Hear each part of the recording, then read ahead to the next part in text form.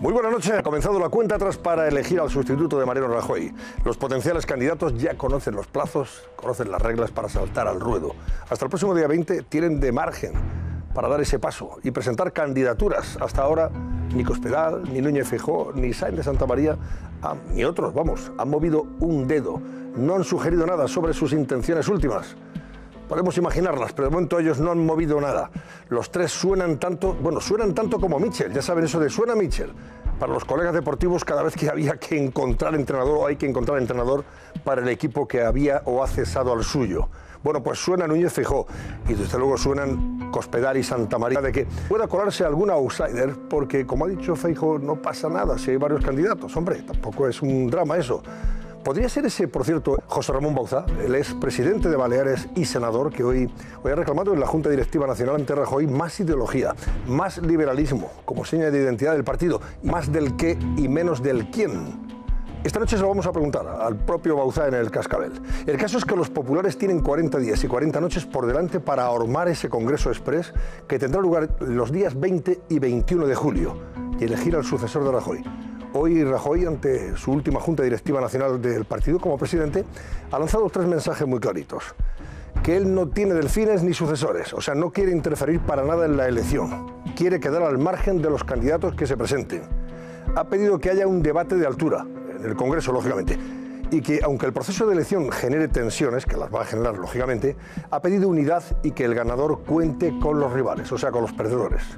Las cartas y condiciones están ya sobre la mesa, así que la última palabra la tienen quienes se sientan concernidos y con posibilidad de liderar una nueva etapa del Partido Popular desde la oposición al gobierno de Pedro Sánchez, con un horizonte electoral municipal y autonómico que está ahí, a la vuelta de la esquina, muy cerquita, lejos tampoco.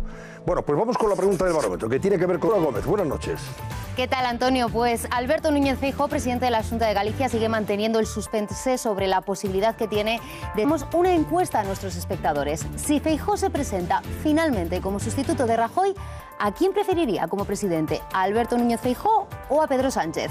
¿Qué es Alberto Núñez Feijóo? Pues marquen el 905-855-001. Del gobierno Pedro Sánchez marquen el 905-855-002. Estamos activos también en redes sociales. En Twitter recuerden que somos @elcascabel13 y para seguir comentando el análisis del programa de hoy utilicen el hashtag #elcascabel11J. Bien, gracias Laura. También esta noche vamos a contar con el expresidente balear y senador popular, José Ramón Bauzá. Hoy ha movido ficha, o por lo menos se ha movido en esa Junta Directiva Nacional. Ha apelado a la recuperación de las señas de identidad que más éxito, según él, ha deparado al Partido Popular, como es el liberalismo, y no sé si ha sugerido que, o está sugiriendo que puede dar ese paso para presentarse como candidato. Sería uno más. Susana Ollero, buenas noches. Buenas noches, Antonio. Pues arranca la semana con sorpresa. José Ramón Bauzá, como muy bien dices, es presidente de Baleares y también actual senador de las Islas, anuncia que prepara ya esa candidatura para postularse como sustituto de Mariano Rajoy al frente del Partido Popular. Según él, quiere recuperar la línea más liberal del partido y podría haber contactado ya con algunos de sus compañeros de la formación para reunir solo 100 avales, los que necesita para presentar oficialmente esa candidatura. Así que parece que ha arrancado ya esa carrera de José Ramón Bauzá para presentarse el 20 y 21 de julio en el Congreso del partido, donde saldrá nombre y apellido del sustituto oficial de Rajoy. Esta noche le vamos a entrevistar en nuestro programa en directo y a preguntar cómo está preparando esa candidatura. No se lo pierdan. Bueno, más temas que esta noche le vamos a ofrecer, como esa histórica cumbre Trump-Kim Jong en Singapur. Cumbre que está generando enorme expectación en todo el mundo, también muchas expectativas. Vamos a ver en qué queda. Si eso, queda en nada. Ojalá que quede en algo muy positivo total de ese país, Corea del Norte, pero está por ver. Vean. 12 de junio de 2018, una fecha para la historia. El encuentro de Donald Trump y Kim Jong-un pondrá fin a 70 años de tensión entre Estados Unidos y Corea del Norte. ¿Cesarán los insultos entre ambos líderes? ¿Se hará efectiva la desnuclearización que solicita Trump? ¿Qué pide a cambio el régimen de Pyongyang? Les desvelamos todas las claves de la cumbre del siglo. El Mundial de Rusia se convierte en el más caro de la historia. ¿Pero es rentable? Rusia se enfrenta a la fuga de patrocinadores. ¿Cuál es el motivo? Anaya, esta noche en el Cascabel. Pues esta noche me acompañan Carmen Torres. Buenas noches, Carmen. Muy buenas noches, Javier Negre. Buenas noches, ¿qué tal? También a Verónica Manal. Buenas noches, Verónica. Buenas noches, y Antonio San Antonio. José. Buenas noches. Muy buenas noches, ¿qué Como tal? sois muy buenos aficionados al fútbol, sabed que el jueves comienza el Mundial de Rusia. El viernes, bueno, partido muy importante de la fase previa. Pero de momento tenemos ya a los enviados especiales, por ejemplo, de la cadena COPE en ¿cómo se llama el sitio donde está? Krasnodar, ¿no? Krasnodar, sí. ¿Es Krasnodar? ¿Así se llama la ciudad donde Así están se ellos? llama, Krasnodar. Pues ahí está, en la sede de la Selección Española de Fútbol. Así que, Juanma Castaño, hombre, desde Krasnodar, háblanos, cuéntanos cómo está ese dispositivo de la cadena COPE para seguir este Mundial de Rusia. Buenas noches, Juanma. ¿Qué tal, Antonio? Muy buenas noches a todos. Aquí estamos. Este es el estudio de la cadena COPE en Krasnodar. Uno de ellos, tenemos dos. Este es el que tenemos en el hotel de concentración del equipo de enviados especiales de la cadena COPE, que somos unos cuantos. Y luego tenemos otro estudio de la cadena COPE donde entrena la selección española, en la ciudad deportiva del Krasnodar. Aquí está todo preparado. Aquí está Matamoros, el técnico y artífice de todo esto. Uno de ellos está Sergio Jiménez también, que es el ingeniero de a Miguel Ángel Díaz, Miguelito y Elena Condis. Y aquí estamos cada noche haciendo radio con todo el equipo que está también en Moscú, con todo el equipo que está desplazado por toda Rusia y también con la gente que está en Madrid y en todas las ciudades de España pendientes de la noticia. El Mundial arranca el jueves, pero para nosotros ya ha empezado. Es una programación muy especial y estamos marcados por eso, por los colores de la cadena COPE. Todos los días, conexiones puntuales en la cadena COPE a cualquier hora donde haya noticia, allí va a estar la cadena. Puesto con España. Tenemos toda la ilusión del mundo en ganar este Mundial. O atentos a la radio, ahí vamos a estar nosotros contando lo que pasa en el Mundial. Adiós. Todo lo que ocurre en el Mundial de Rusia y especialmente lo que de bueno nos depare la selección española. Yo creo que puede llegar a la final, José Luis Pérez. Esperemos, bueno, no levantemos expectativas muy llegar, altas, que luego, si no, es verdad. Partido a partido. Sí, Partido a partido. Como dice tu entrenador, es verdad. Como dice el Cholo, partido a partido. Bueno, vamos a ver, cuéntanos detalles sobre este Mundial de Rusia. Económicamente, ¿qué se está jugando Rusia? Porque creo que ha hecho unas inversiones estratosféricas, ¿no?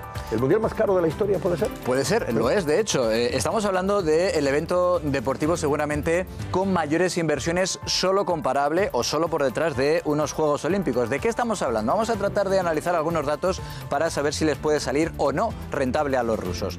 ¿De cuántos beneficios estamos hablando? 26.000 millones de euros. Es un dineral. También hay que explicar que no son 26.000 millones de euros que van a ingresar este mismo mes de julio, sino que es el ingreso previsto hasta el año 2023. La cantidad de ingresos, entre otras cosas, es difícil de cuantificar, pero por la imagen que se va a ver de su país en todo el mundo, se calcula que puede llegar a los 26.000 millones. Vamos a ver ahora la otra partida del vale. El organizador habla de 9.500 millones de euros, que esto sí es una inversión que han tenido que poner los rusos ya encima de la mesa y a la que habría que sumar un montante incluso casi seguro superior a esos 9.500 millones de euros, pero que es una inversión que todavía está por determinar en infraestructuras y que, es más, va a ser difícil de conocer porque el gobierno ruso no se puede decir que sea el más transparente de los gobiernos del mundo y, por tanto, será complicado. A esto hay que añadirle, que es lo que, entre otras cosas, hace que sea el mundial más caro de la historia, los 670 millones de euros en premios. Eso supone premios de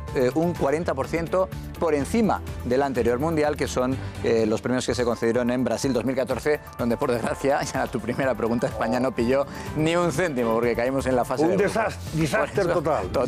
Por eso, mejor no levantar expectativas, recordar que el punto de partida es Algunos ese. estuvimos presentes en la derrota desastrosa, ¿no? Y qué deshonra más grande de Holanda. ¿No fue Holanda? Holanda nos coló 4 Holanda, el primer partido, sí, 3-1, creo. Fue una maravilla. Ver ese partido ahí en directo. Ahora miramos cómo fue el resultado. Pues para ese viaje no habíamos necesitado alforja, nos quedamos en España. Es importante entonces que digas que no vas a ir al Mundial de Rusia los partidos de España este año, porque puede que sea salvo que llegue a la final, no apuntamos. Puede que fueras el gafe. Bueno, insisto, esas son las ayudas que se prevén para este año. Por tanto, estamos hablando de un balance en principio ligeramente descompensado. ¿Por qué? ¿Cuáles son algunas de las razones que explican que este año pues sea difícilmente rentable para los rusos? Está habiendo ya una huida de FIFA, evidentemente no ayudan en absoluto a que las mejores marcas se sigan vinculando a esta organización. Tampoco ayuda la imagen política, que es bastante negativa, de Rusia. Y hay ya al menos 6 grandes anunciantes que estaban en 2014 en Brasil y que en este mundial no están presentes. Por ejemplo, Emirates, Sony, Castrol, Continental, Johnson & Johnson y Jingle Solar, su presencia en el Mundial de Rusia por alguna de esas razones. Hay otras que están en este Mundial que se lo van a pensar también, entre otras cosas por las cantidades astronómicas que se pagan ahora para poder entrar en el mundo del fútbol. Dicho lo cual, veamos en lo deportivo si nos va bien, que es lo único que nos interesa, ¿no? Bueno, hay que ver, en todo caso, todo va a cambiar en función, para nosotros al menos, en función de cuál sea el resultado deportivo de la selección española, que insisto, es determinante en cuanto a los anunciantes, sobre todo nacionales. Muy bien, gracias José Luis. Bueno, pues hacemos una pausa, son las 10:29 y enseguida abordamos lo que el día nos ha dejado. Especialmente, hombre, lo que se está viviendo en el partido.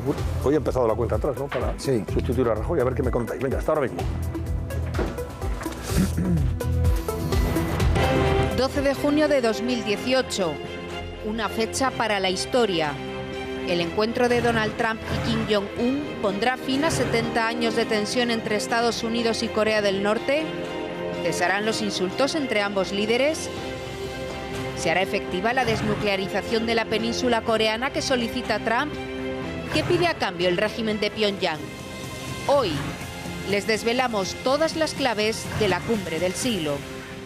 12 de junio de 2018, una fecha para la historia. El encuentro de Donald Trump y Kim Jong-un pondrá fin a 70 años de tensión entre Estados Unidos y Corea del Norte. ¿Cesarán los insultos entre ambos líderes? ¿Se hará efectiva la desnuclearización de la península coreana que solicita Trump? ¿Qué pide a cambio el régimen de Pyongyang? Hoy les desvelamos todas las claves de la cumbre del siglo. Bueno, Carmen, el diente al tema del PP. Venga. La oportunidad del PP de regenerarse. A ver si saben aprovecharla esta vez.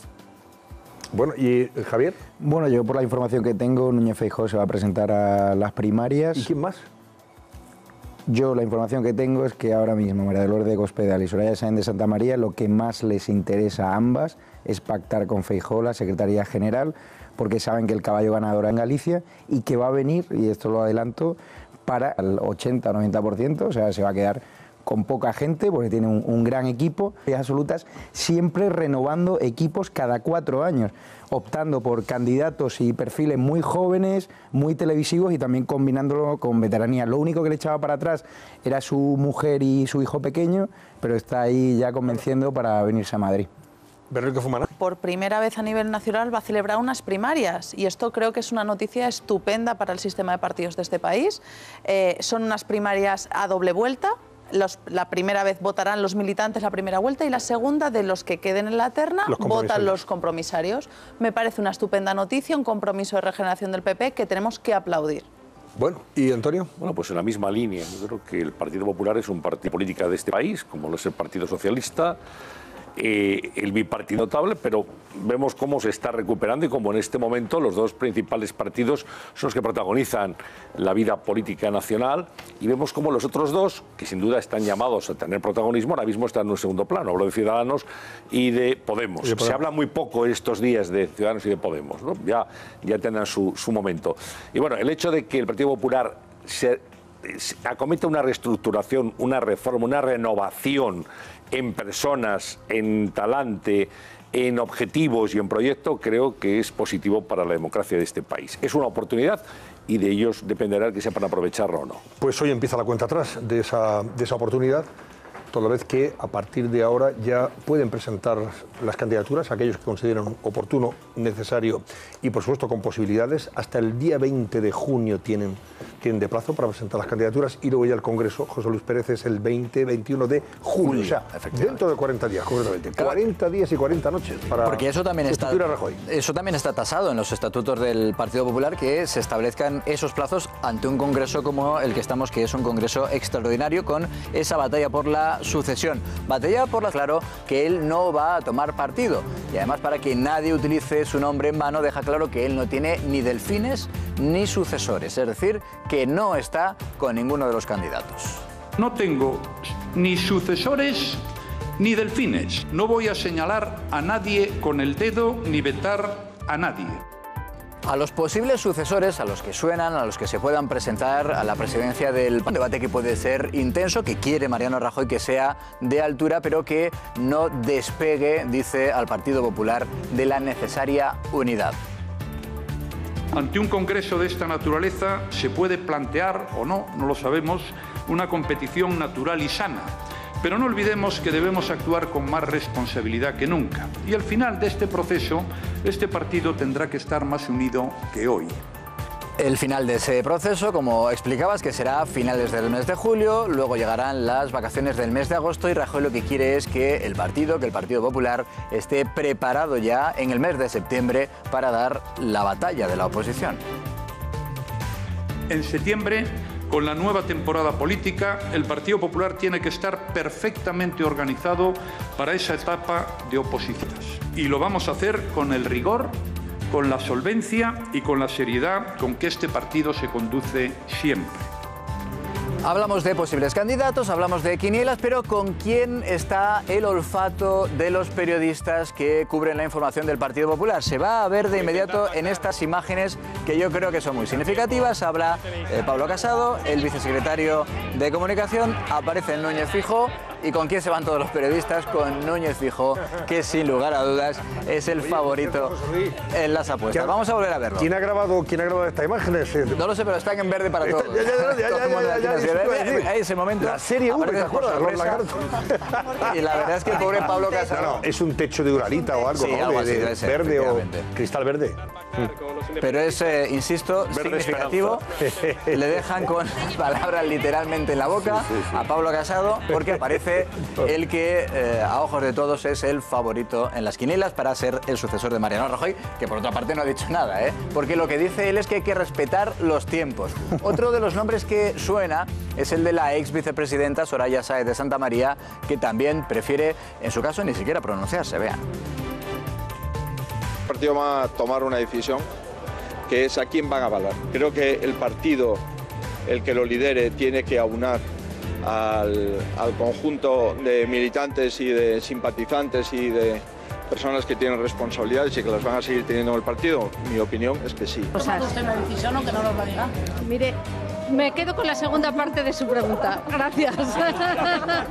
Insistimos en que no están todos verdes porque tengan un virus los dirigentes del Partido Popular, sino que las imágenes, bueno, pues por lo que sea hoy se ha vuelto a ver el sol en Madrid por primera vez en mucho tiempo y seguramente tiene que ver con eso. Bueno, decíamos, la intuición de los periodistas que siguen la información del Partido Popular parece clara, todos han girado hacia Alberto Núñez Feijóo, pero ¿qué dicen las encuestas? Tenemos una, además de un buen amigo de esta casa, GAT3 de Narciso Michavila, en torno a lo que puede el total del electorado. El favorito también en todos los casos, ya lo ven, es Alberto Núñez Feijóo. El 37% de los que se declaran votantes del Partido Popular lo quieren como nuevo líder. Se desciende ligeramente hasta el 22% en el resto de los votantes, en el resto del electorado. En el segundo lugar se encontraría Soraya Sáez de Santamaría, la ex vicepresidenta, también con un apoyo, digamos que notable por parte de los populares, del 23%, el 20% en el del total del electorado. Llama especialmente la atención, aunque su porcentaje es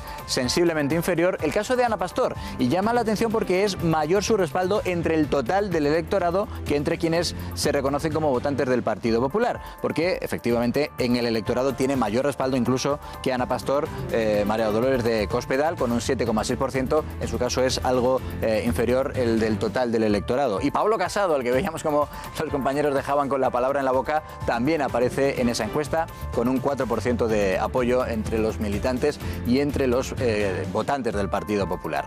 Y una cosa más, también con las encuestas, ya que estábamos con ese sondeo encima de la mesa, vamos a ver por qué una de las repercusiones de estos cambios, de esta semana frenética en la política española, puede ser, dicen algunos, que se recupere, que tenga un añadido de aire fresco el bipartidismo. ¿Qué dice esa encuesta que ha publicado en el diario ABC este fin de semana GAT3? Pues vamos a ver lo que dice la encuesta y la comparación con la realidad, es decir, la expectativa de los sondeos y la realidad. En el caso del Partido Popular, hay que recordar que tiene estos 137 escaños, pasaría a tener 101.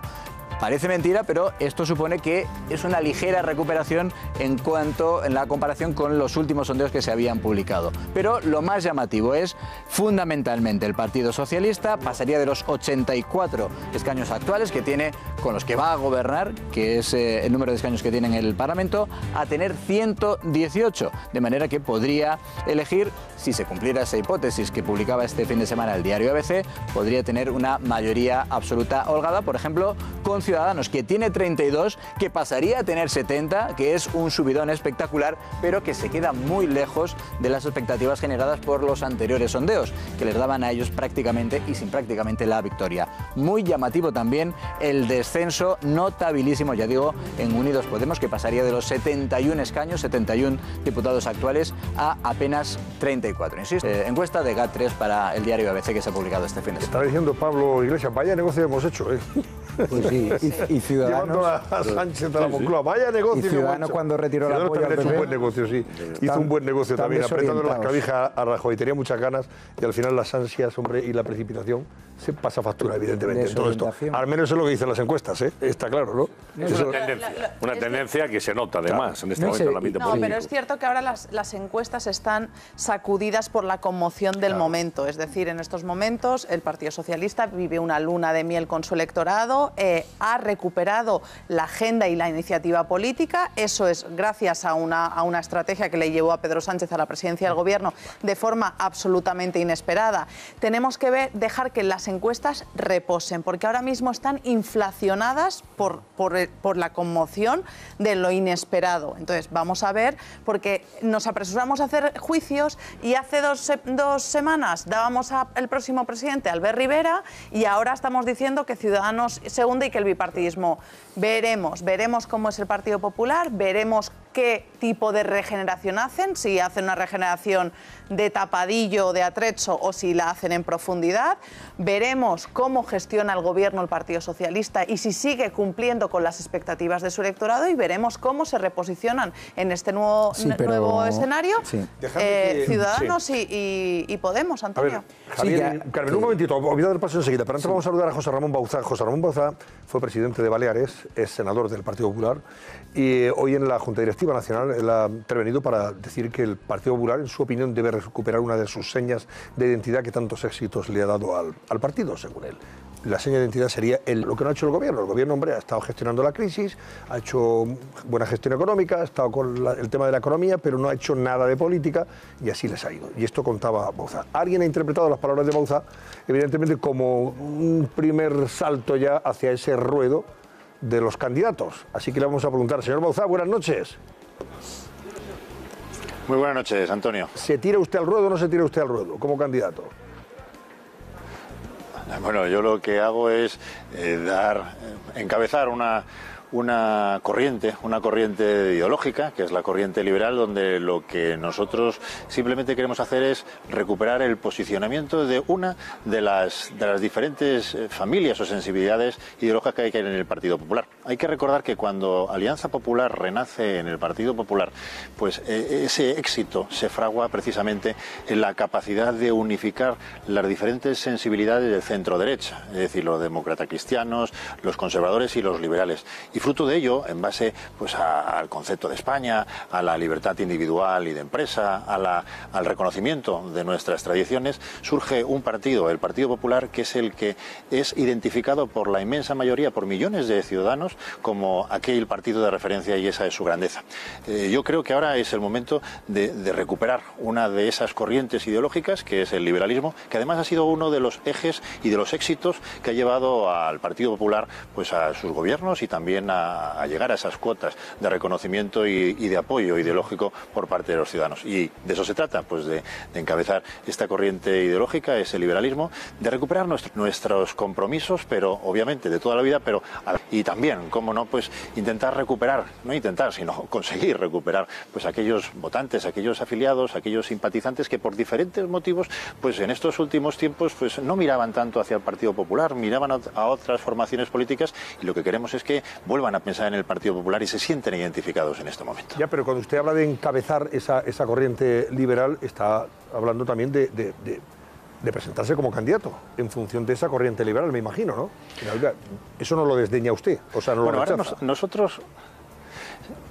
Nosotros obviamente no descartamos el presentar una candidatura, pero nuestro objetivo no es tanto ocupar un sitio, sino ocupar un espacio político, un espacio ideológico, porque lo comentaban ustedes, creo, durante esta previa a que yo haya entrado en directo, en que efectivamente durante los últimos años ha habido unas situaciones muy complicadas, muy difíciles. Los que hemos tenido responsabilidad de un gobierno autonómico o en las alcaldías o incluso el propio presidente del gobierno con sus ministros han tenido que tomar decisiones muy difíciles y muy complicadas, y se ha tenido que priorizar la gestión, una gestión económica que yo creo que ha dado unas cifras que cantan por sí mismas. Y entonces pues se ha priorizado lo urgente sobre lo importante. Y yo creo que ahora lo que hay que hacer es volver a la ideología, volver a hacer política. Y para eso estaban los políticos, para proponer ideas. Y repito, no se trata de una crítica, sino de un análisis de oportunidad, pensando en positivo y repito, pensando también en cómo atraer y que se sientan más identificados con nosotros, pues muchos votantes o muchos simpatizantes. Y en este caso, para mí, una franja de edad es una de las claves, sin dudas, en las que hay que pensar para poder ser más atractivos y que se identifiquen con el Partido Popular. Esa corriente liberal que quiere usted encabezar, hasta ahora la ha encarnado Esperanza Aguirre. Viene para que Esperanza pues se ha retirado, no sé si totalmente de la política. ¿Usted ha hablado con ella? ¿Cuenta con ella? Mire, yo he hablado con muchísimas personas, cargos orgánicos de partidos, cargos con respecto a España, se han puesto en contacto conmigo y hemos estado hablando. Y de lo que se trata es de que, en este caso, hemos decidido dar un paso adelante para hacer visible esa corriente liberal, pero no tanto que sea en sí como corriente, que lo es, sino también para recuperar esos principios, esos compromisos, esos valores que siempre habían sido bandera del Partido Popular y que, repito, los queremos tener, pero actualizados en el año 2018. Y no se trata tanto, por supuesto, ni de nombres, ni de apellidos, ni de caras, sino que se trata de ideas y eso es lo que queremos aportar. Señor Baucet, Javier Negre quiere preguntarle también. A mí me sorprende su entusiasmo, pero sí me extraña que usted ni siquiera pudo convencer a su militancia en Baleares porque perdió allí las primarias. Entonces, no entiendo ahora este movimiento, salvo que usted cuente con apoyos como si encarnan esa corriente liberal dentro del PP y que sí pueden tener cierta ascendencia dentro de la militancia. Mire, yo me he presentado a 3 procesos internos en mi formación. Quiero recordar que la primera vez que hubo unas elecciones abiertas, unas primarias en toda España, no en mi formación política, sino en toda España, las hicimos en el Partido Popular de las Islas Baleares en el año 2010. ¿Cierto? Yo me he presentado a 3 convocatorias electorales, 2 integrar al minuto 1 al segundo de los candidatos, porque creía precisamente en la unidad, que la he practicado y estoy convencido, y es un compromiso que debemos adquirir todos los que en un momento dado asumen esa responsabilidad presidencial, y a mi rival, mi contrincante en ese momento, Carlos Delgado, lo puse a mi lado, a él y a toda su candidatura, le hice vicepresidente y luego posteriormente conseller de turismo, y fue un gran trabajo el que hicimos entre todos y interno, y me presenté porque algunos compañeros me animaron y porque lo que no quería precisamente es que se perdiera pues ese criterio de la práctica liberal, que es en la que yo he puesto, y obviamente pues yo respeto, como no puede ser, los resultados y podemos estar más de acuerdo o no, pero en este caso pues esa corriente liberal y todos los que yo defendía como presidente del partido y como presidente del gobierno, pues ahora no han tenido esa consecución en el Partido Popular de Baleares, pero ese resultado en esta nueva andadura, pero porque lo que queremos, no me presento nada más que encabezando una corriente, encabezando un movimiento, encabezando una serie de propuestas que se basan única y exclusivamente en las ideas. Mire usted que no estamos hablando de personas, porque además la gran oportunidad que nos brinda este Congreso extraordinario es, a mí no me preocupa tanto el quién, que es muy importante, obviamente, pero estoy convencido que sea cual sea el presidente que entre todos decidamos tener en nuestra formación política a nivel nacional, sea una persona preparada, formada, capacitada, con experiencia y con liderazgo. No sé cómo se va a llamar, pero estoy convencido de que todos esos atributos y esas características las brindará al resto, no solamente de afiliados, sino al resto de los españoles.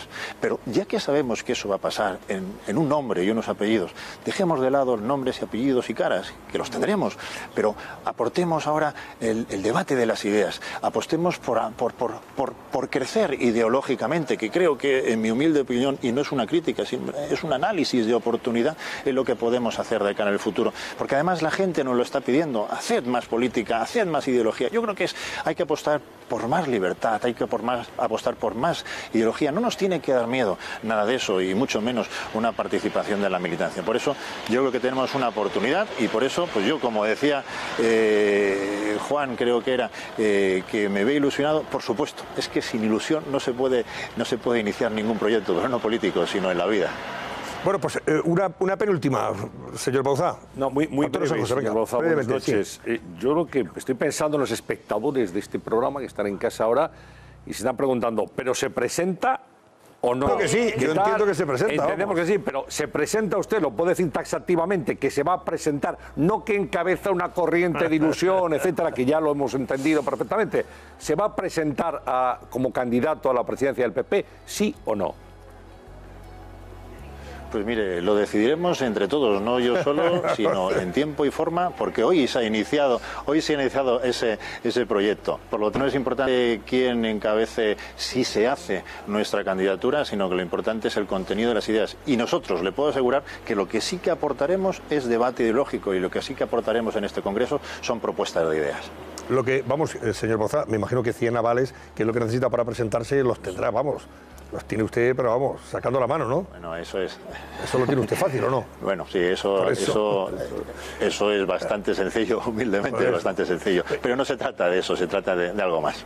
Ya me imagino. Una cosa más, brevemente también, de no salir usted elegido, ¿quién cree usted que tiene posibilidades de ser el presidente y sustituto de Rajoy?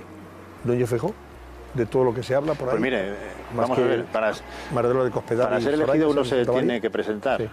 Bueno, parece que se va a presentar, no parece. Repito, para ser elegido no se tiene que presentar, y lo que se trata ahora es, repito, vamos a ver, hoy se han comunicado por parte de la Junta Directiva, pues se ha anunciado el comité organizador, se han anunciado las fechas, pues ahora hay plazo para que se presenten aquellos candidatos que así lo consideren oportuno, y yo creo que lo importante es que aportemos, que sumemos, que entre todos seamos capaces de hacer un Partido Popular más grande, y que cuantas más ideas pongamos en la mesa, seguramente que más identificaremos o más se identificarán muchas de las personas que están dentro del Partido Popular. Es una oportunidad que no debemos dejar perder, pero no por nosotros, sino por los españoles y por España. José Ramón Bauzá, gracias, buenas noches. Seguiremos sus pasos, estaremos atentos a ver qué hace de aquí al 20, por supuesto. Gracias y buenas noches. Muchísimas gracias. Gracias. Bueno, sus pasos y los también de Cospedal, los pasos de Soraya Sáenz de Santa María, los pasos de Núñez Feijóo.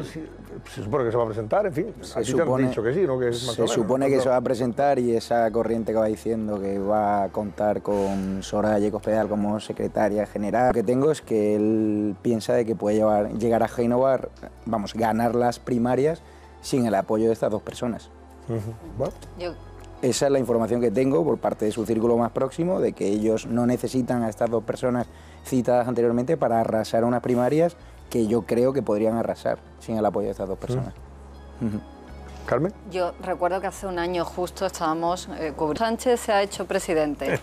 El PP tiene esa oportunidad ahora porque probablemente a partir de un año son las fechas aproximadas de las nuevas elecciones. Ahora ya no se puede descartar nada, Carmen. Ahora alguien dice, pero qué loco, Bauzá, ¿y por qué? Y Pedro Sánchez, fíjate. Exactamente, y otra cosa, no puede descartar nada. Cuando veo a Núñez Feijóo huyendo de las cámaras, también me recuerda a Susana Díaz. En plazo, vamos a esperar.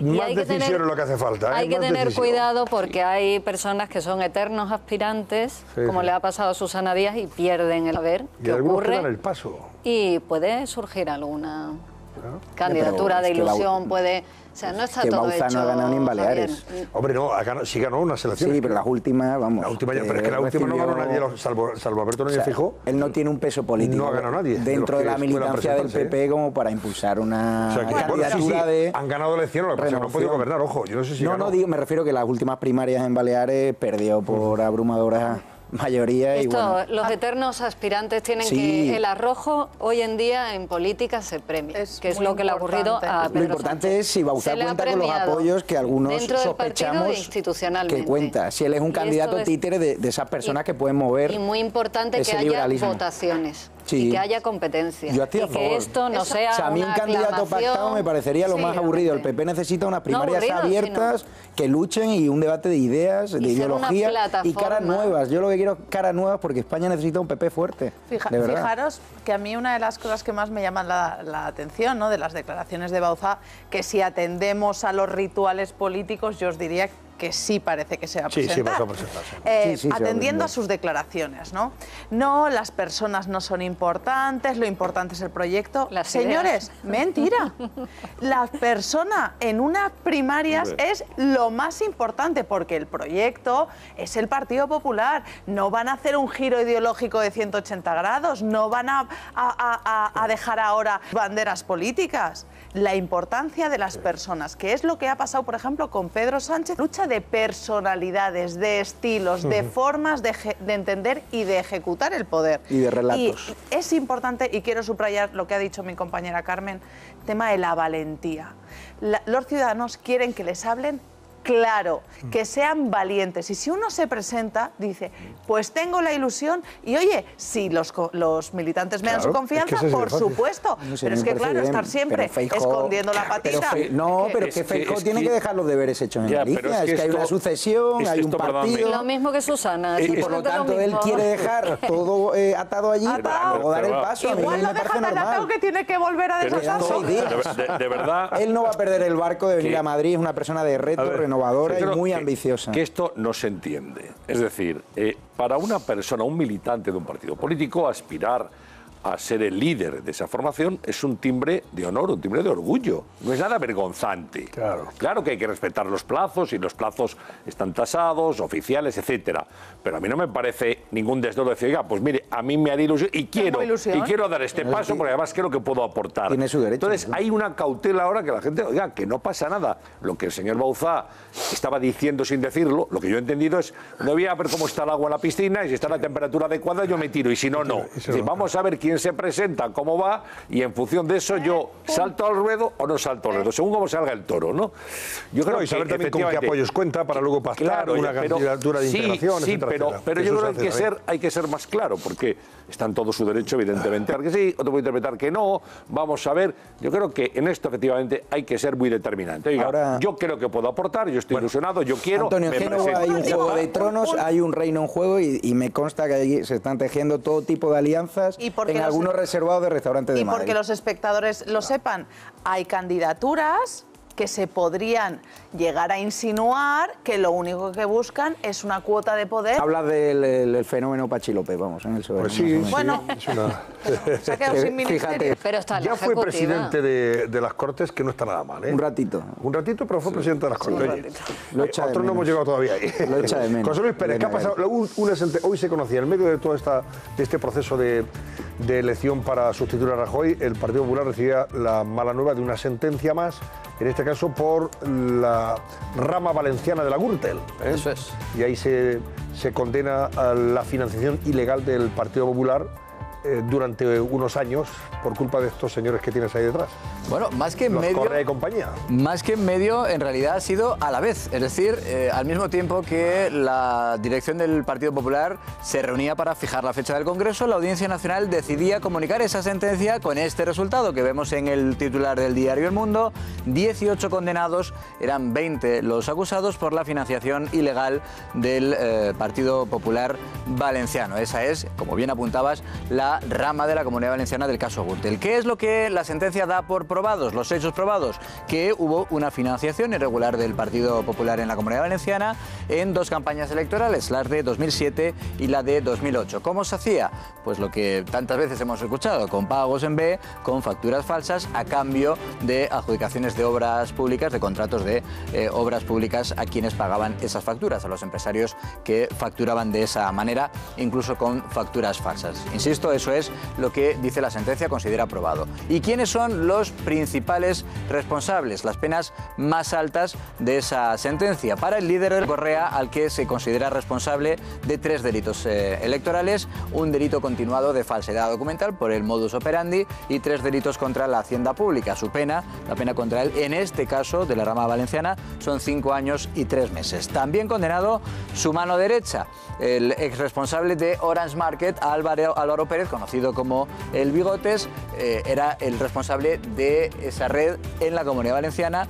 Se le considera culpable de 3 delitos electorales, de un delito también continuado de falsedad documental, en su caso 5 delitos contra la hacienda pública. Decíamos en la sentencia de la rama madrileña del caso Gürtel, Álvaro Pérez resultó absuelto. Aquí, en cambio, tiene una de las penas más altas, 6 años y 9 meses de cárcel. También Pablo Crespo, la mano derecha de Correa en la red Gürtel, condenado a los mismos delitos, 3 delitos electorales, un delito continuado de falsedad documental, 3 delitos contra la hacienda pública y, en su caso, una pena de 5 años de prisión. En el ámbito político, el principal responsable, según la sentencia, era el entonces secretario general del Partido Popular en la Comunidad Valenciana, Ricardo Costa, que colaboró, como venimos explicando en el programa, con la justicia, a pesar de lo cual, mental y una pena de 4 años. En cambio, ha sido declarado absuelto 2 de los únicos absueltos. Uno de ellos ha sido Vicente Rambla, que en aquella época era el vicepresidente de la... ¿Alguna reacción? Las hay, por ejemplo, del presidente actual de la Generalitat Valenciana, Ximo Puig, que insiste en que la sentencia demuestra lo que él había denunciado durante mucho tiempo, y es que el Partido Popular a esas elecciones concurrió dopado. En cambio, la actual responsable del Partido Popular, Isabel Bonich, insiste en que los casos juzgados son siempre casos del pasado. Se dopó en las elecciones, que fue dopado a las elecciones. Son actitudes que corresponden al pasado, y les puedo asegurar que en el Partido Popular en general y en particular en la Comunidad Valenciana hemos aprendido la lección y estamos trabajando de forma correcta para que estos hechos no vuelvan a producirse. Bueno, pues es el pasado que se le ha hecho presente al Partido Popular a través de esta sentencia. Y claro, el nuevo partido que salga totalmente renovada, evidentemente, y una tiene que serlo, tiene que ya establece un cortafuegos.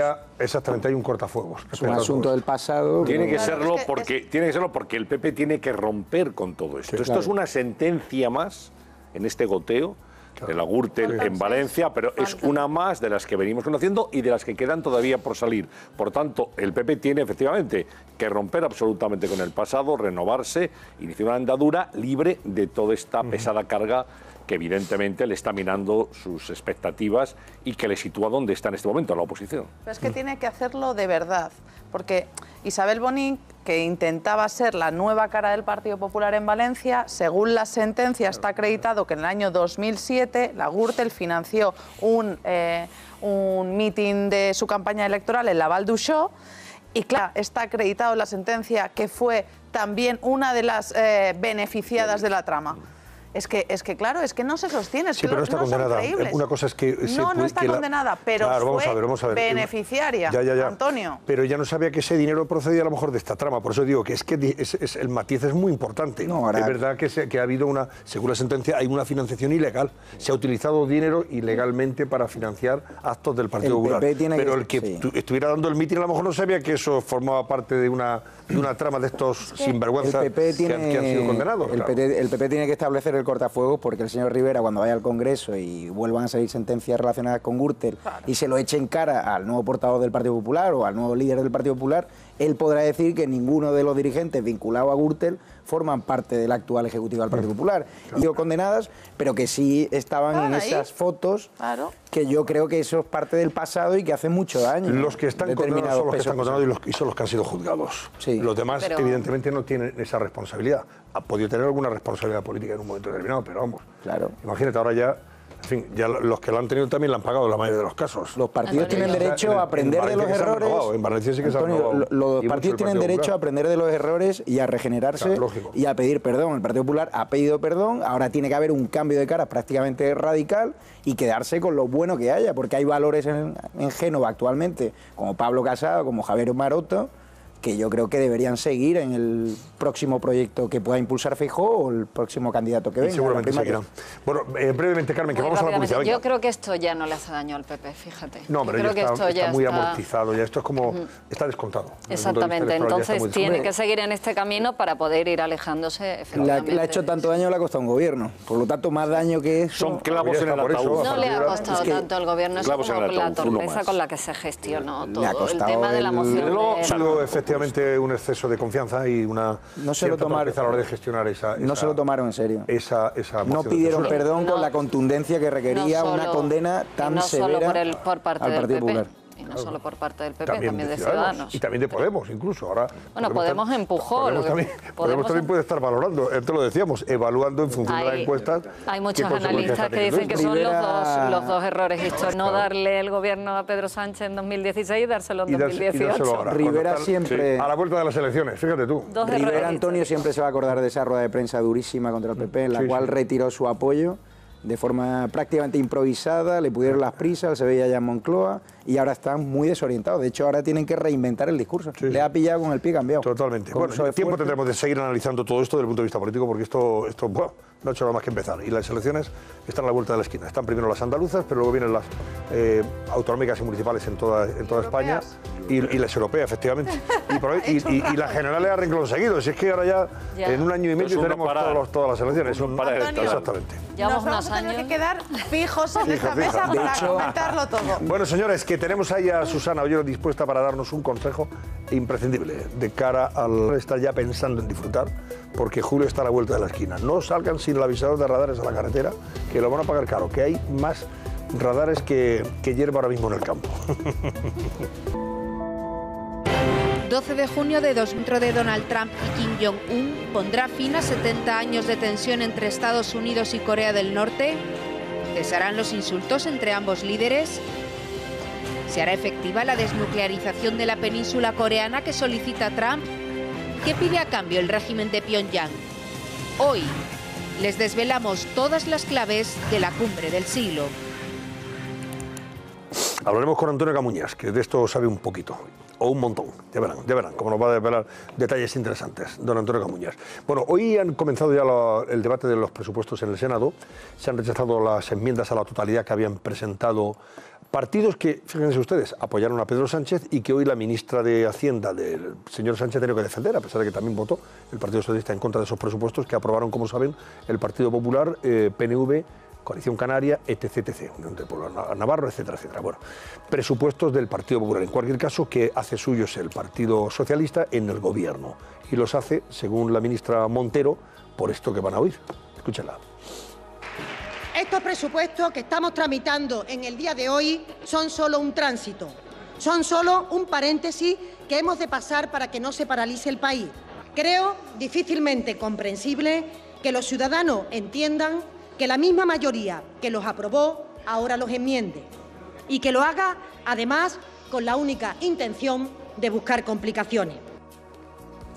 Presupuestos que hace suyo el Partido Socialista y el Gobierno de Pedro Sánchez, Carlos Cuesta, pero presupuestos que van a llevar algunas enmiendas del Partido Popular, sobre todo a algunas de las cosas que negociaron con el Partido Nacionalista Vasco, no las mollares. Muy buenas, Antonio. Pero las infraestructuras, ¿no? Por ejemplo, el AVE, etcétera. Pero sí, las regalías, se puede decir, las bagatelas, las bufanditas que el PNV sabe. Ha caído, que os reíais mucho el otro día, ha caído la famosa barandilla. Pero que la gente no se haga muchas más ilusiones, porque ha caído esa, un pasamanos, un rodapiés y poco más. Y poco más, que ya lo comentábamos el otro día, que me preguntaba y digo, yo no veo muy claro que se vayan a porque la parte del León son las 300 y pico millones para la Y vasca, o sea, el AVE, y eso ya no interesa a todos. Yo quiero ir a San Sebastián en AVE en 2 horas y no... Claro, para empezar, en los anteriores presupuestos, donde de verdad se negociaron partidas potentes, iba la ley del cupo vasco. Ese es el principal logro que obtuvieron en los presupuestos del año pasado. Y hay que tener en cuenta que esa ley del cupo es quinquenal, es decir, a partir de ese momento la tenían asegurada para ese año, para el siguiente y el siguiente. Y solamente con eso ganaban 1.400 millones de euros hacia atrás, en un cálculo retroactivo, que la historia de esa, la verdad que esa es divertida, porque le han hecho decir a los pobres técnicos de Hacienda que se merecían 1.400 millones de euros más.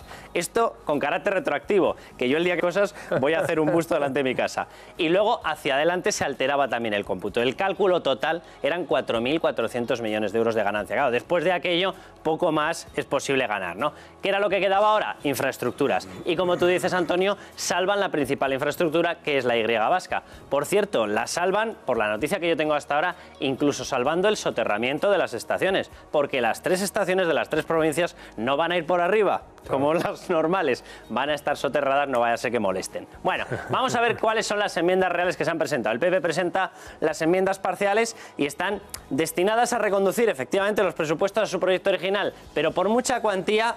Vamos a ir viendo las cuantías.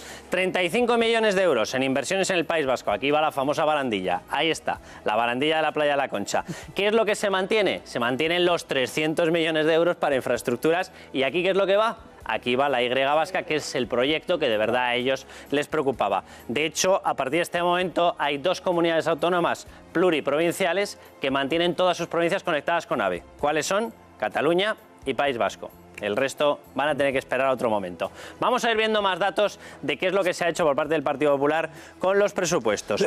¿Cuáles son estas enmiendas? Donde también sí que se está tocando 26,6 millones. Estos también caen para mejorar el transporte público en zonas despobladas. Realmente este no era el objetivo de la negociación de los vascos, no era el objetivo de la negociación de PNV. Pero si os fijáis, la partida de antes más esta, pues estamos en torno a los 50 millones, cuando el cálculo que hacíamos el otro día, Antonio, era que estarían rondando un máximo de 70 millones de euros retirados, que yo no creía que se atreverían a más, ¿no? Impulsar la producción de energías alternativas, esto también cae, y el regadío también cae. Por cierto, además lo voy a decir, porque según salía del programa, me manda una empresaria vasca y me dice, no digas que nos van a privilegiar con la energía, que la teníamos muy cara antes. Es verdad lo que decía esta mujer. Estas son las que... Se ha mantenido además, ¿no? La prima esa... Esa se ha mantenido. Se ha mantenido, vamos a ver, hay una parte en la que, bueno, es discutible, hay otra parte que es verdad que ellos tenían un precio de la energía previo que era más caro de lo que se estaba pagando en otras zonas de España. ¿Y cuál es la verdadera patata caliente que sigue viva aquí en estos momentos? El verdadero marrón, por decirlo de alguna manera, las enmiendas que sí que están presentadas, los vetos a la totalidad, pero que eso sí que es verdad que va a ser tumbado. ¿Cuál es la historia? Que lógicamente lo que están planteando es una posición política muy difícil de llevar, no en esto, sino en la ley de techo de gasto que se tiene que presentar y cerrar antes de finalizar junio. Y ahí cuidado, porque ahí sí que va a haber pelea. ¿De quién?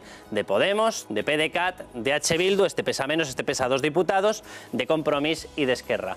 Todos estos donde sí van a poder ejecutar lo que están pretendiendo con esto, pero no lo van a conseguir, va a ser en la ley de techo de gasto del próximo año. Gastar más de lo que no tenemos. Sobre todo porque Bruselas, que lo comentábamos el otro día en OK Diario, ha vuelto a recordar y dice, no se me vayan ustedes de madre. De más de 7.000 por lo que viene del 19. Y 7.000 y pico y 7.000 y pico suman en toda tierra de garbanzos, incluida Bruselas, cerca de 15.000 millones de recorte. Entonces, a ver cómo se negocia un recorte de 15.000 millones con Podemos, con PDeCAT, con Bildu, con Esquerra y con Compromís. No sé quién puede correr más de los 5. Sí, sí. Escuchad lo que ha dicho Susana Díaz cuando le han preguntado sobre los presupuestos que la ministra de Hacienda ha tenido que defender, aunque no eran suyos, como una necesidad para salir adelante de la situación, pero que Susana Díaz ha criticado duramente. Vean. Los trucos de la derecha, los trucos del Partido Popular, el querer engañar a todo el mundo. Este presupuesto es de ellos. Es un presupuesto malo, malo para esta tierra y malo para todos. Pero están en cuanto peor, mejor para ellos. Piensan que si le va mal a España, entonces ellos tendrán alguna posibilidad de volver. Presupuestos que se han hecho a sí mismos hace tan solo 2 semanas. Y además todo simplemente para perjudicar al gobierno, para paralizar el país y para que los ciudadanos no sientan que el gobierno está bloqueado y que entramos en una situación de incertidumbre. Pero se han enmendado 35 millones.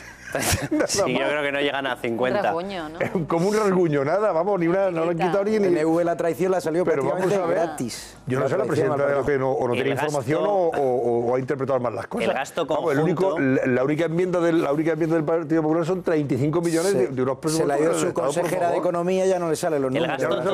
El gasto total anual, incluido el gasto financiero, supera los 400.000 millones de euros. Y no creo yo que se descabalguen por 30 y pico millones. Yo no sé si el hecho de que Susana Díaz cargue de forma tan frontal contra los presupuestos que ha tenido que asumir Pedro Sánchez, porque es para darle una patadita también al gobierno, o ahí no. Yo creo. Me da la impresión como dice, hombre, no viene a cuento. Ya sabemos que los presupuestos no son los del PSOE, pero sí se han asumido para evitar que estemos sin cuentas. La entrevista de esta mañana me ha parecido claramente electoral. ¿Ah, sí? A ver. A mí me parece que ya está preparando el terreno de cara a convocar elecciones en Andalucía. Es una impresión. ¿Pero su relación con la ministra de Hacienda es buena o mala? La entonces consejera de de Hacienda se presentaba como una posible rival de cara al futuro. Entiendo ya. Pues ahora va a ser más. Ella se ha dejado querer por el sanchismo. Claro. Ella fue también una mujer de Rubalcaba cuando todo el PSOE andaluz apostó por Chacón.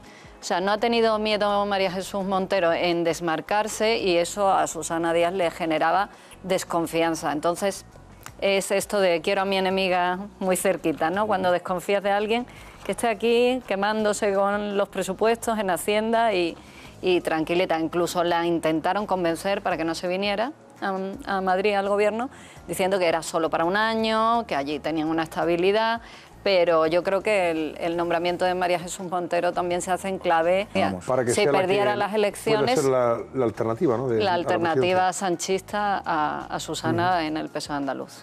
Bueno, además, en esta entrevista, Susana Díaz vuelve a retroalimentar una estrategia que ella ha seguido cuando el Partido Popular estaba en el gobierno, la que confrontación. Es, no podemos hacer nada porque desde Madrid tenemos recortes, no nos dan la partida presupuestaria necesaria. Esto es desde Chávez. Esta es la receta tradicional del PSOE andaluz. Bueno, y la de los nacionalistas de todo tipo y pelaje, que también dicen en Madrid no nos dan y dan otras comunidades. Es decir, se ve mucho mejor a la contra, se ve mucho mejor frente a un enemigo. Entonces, yo creo que ella le cuesta ahora. En estos momentos los presupuestos que se van a ejecutar son los del PP y por lo tanto voy a seguir quejándome de que Madrid no me da aquello que necesitaría para ejecutar buenamente mi obra de gobierno. Fíjate que ayer tuvo a decenas de miles de personas recorriendo las calles de Sevilla en una manifestación por la sanidad pública. Por lo que ella llama la joya de la corona, y eso no le puede echar las culpas a nadie, porque tienes las competencias y hay mucho malestar en Andalucía con este asunto, el tema de la sanidad, sí, de cara a las elecciones. Y una cuestión técnica, al margen de lo que estáis comentando, que es así. Vamos a ver, los presupuestos es la ley base. Nada impide y a nadie le impide que el Partido Socialista o cualquier otro partido tramite una ley de ampliación de crédito. Claro. O sea, vamos a dejarnos de historias. Es decir, esto que estamos escuchando de es que no se gasta suficiente, lo tiene muy fácil. Tramite una ley de ampliación de crédito, no pasa nada. La saca. Yo no veo a la ministra de ampliando crédito. Pero ¿me entendéis el mensaje? Totalmente. Claro, a partir de ese momento ya es problema suyo. Una cosa es predicar y otra dar trigo. Claro, lo único que te va a pedir Bruselas va a ser, oiga, si usted se va a gastar 50 millones más, explíqueme de dónde los saca. Claro. Eso es lo que te van a preguntar. También los reales decretos también sirven, ¿no? Para modificar. Claro. También pueden cambiar. O sea, tú puedes modificar el presupuesto. Lo único que te va a pedir, lógicamente, Bruselas es, como el presupuesto va ligado al plan de estabilidad, si usted me toca el presupuesto, me toca la explicación. Claro. O sea, el plan de estabilidad realmente son las reglas del juego. Explíqueme cómo lo hace funcionar. Hoy ha reclamado la ministra de Hacienda, María Jesús Montero, la rápida aprobación de estas cuentas del 2018, o sea, que se aprueben ya, una vez que ya pasen el Rubicón del Senado, con esas enmiendas, esos arañacitos que el PP le va a meter, las tendrá que aprobar el Congreso sin mayor problema, porque va a votar, etc. Bueno, pero ella ha dicho que se prueben pronto porque hay que negociar ya las cuentas del 2019, los presupuestos del 2019. ¿Hay posibilidad de sacar adelante unos presupuestos para el 2019, que significa que la legislatura ya puedes llevártela tranquilamente a finales de 2020? Claro, la tramitación, primero va la ley de techo de gasto, que es la que te topa la capacidad que tú tienes de gasto. Y con esa cifra máxima es con la que te vas y empiezas a elaborar los presupuestos. Es decir, si son 130, tú dices, vale, dispongo de 150.000 millones de gasto no financiero. A partir de ahora empiezo. No, yo me refiero a si políticamente puedes sacar adelante unos presupuestos, teniendo en cuenta que va a tener al PP enfrente, va a tener a Ciudadanos probablemente también enfrente, después de esto, y va a tener que contar con el apoyo de los que le han llevado a la Moncloa. Y va a ser fácil negociar con esta gente, Antonio, esos presupuestos. En el caso de que no los pueda aprobar, sería un fracaso para el gobierno de Pedro Sánchez, sin duda, pero siempre podría prorrogar esto. Pero apoyo. Claro, yo creo que todos los partidos le van a pedir al PSOE de Pedro Sánchez, oiga, yo quiero esta partida, gasto social, efectivamente. Y como dice Carlos, claro, es que esto es un cuadro y es una manta donde si tiras de un lado, dejas descubierto otro. Entonces, Bruselas lo que te dice es, usted gástese el dinero como crea conveniente, pero si efectivamente, si used incrementa una partida, detrae de otra. Y aquí está Nadia Calviño como ministra de Economía, todopoderosa ministra de Economía, porque va a tener el poder económico del gobierno y va a presidir la comisión delegada para asuntos económicos, está investida de todo el poder de Pedro Sánchez y es la garantía de Bruselas. O sea, Nadia Calviño tranquiliza mucho a Bruselas porque sabe que es una persona que no va a permitir grandes alegrías más allá del marco que viene marcado por la Unión Europea. O sea que en esto y en la reforma, y yo tengo la sensación de lo que estáis comentando, yo tengo la sensación de que vamos a ver mucho fuego de artificio. El fuego de artificio, lógicamente, algo del fuego quedará, porque tú no te puedes ir, no puedes plegarte a los cuarteles de invierno sin haber conseguido ningún precio político. Es decir, algo se tendrá que dar. Se va a notar en la reforma laboral, yo creo que va a quedar una reforma laboral un poco extraña, pero yo estoy convencido de que no se va a eliminar del todo, no se va a derogar del todo, aunque vamos a escuchar el mensaje político, ya la hemos derogado, ya la hemos derogado.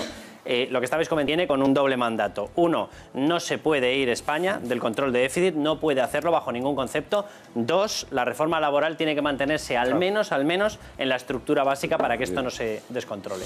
Carlos Cuesta, hasta mañana, gracias. Buenas noches, Carlos. Bueno, vamos a ver, decía Borrell este fin de semana en unas declaraciones, ministro de Asuntos Exteriores, que teme un enfrentamiento civil en Cataluña si aquí no se pone cordura y se modera la situación. Incluso con agria por parte de los separatistas independentistas que dicen que se ha inventado esta historia, que no hay tal cosa. Bien, es cierto que casualmente en estas últimas horas asistíamos a otra situación de estas, en fin, que puede acabar en descontrol total y con consecuencias mucho más lamentables. Acto de Ciudadanos en Vic, que es boicoteado por los separatistas, con enfrentamientos, palabras gordas, gruesas, que se dirigen unos a otros. Vean las imágenes. Las primeras cosas que Pedro Sánchez pidió al entonces presidente del Gobierno, Mariano Rajoy, fue la constitución de una comisión territorial para el diálogo, de evaluación y de modernización del Estado autonómico que se ha constituido en el Congreso de los Diputados. Es el marco ideal para que todas las fuerzas políticas con representación parlamentaria participen activamente y podamos empezar a hablar con serenidad y de respeto. Yo creo que hay que recuperar dos palabras que se han perdido en los últimos años, que es confianza y lealtad. Bueno, las declaraciones de la ministra de Administraciones Públicas, la señora Batet, Meritxell Batet, que ya también ha hablado de que, en fin, hay que reformar la Constitución, es necesario, pero luego ya se ha desdicho, porque claro, con 84 diputados, ¿qué vas a reformar?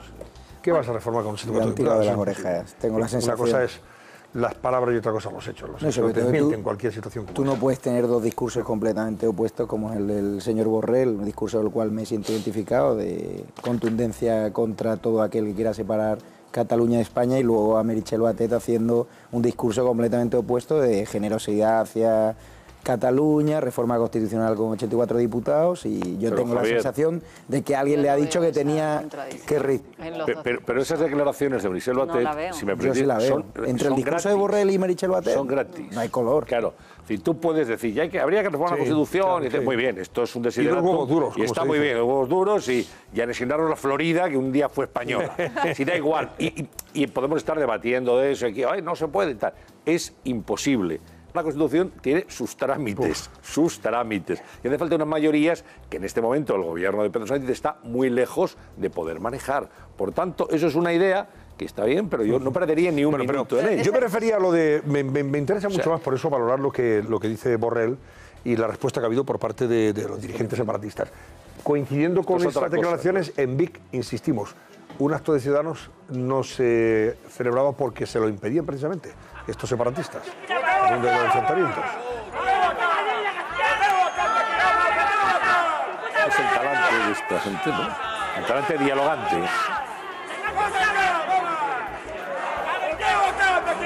Hermoso, sí, ¿no?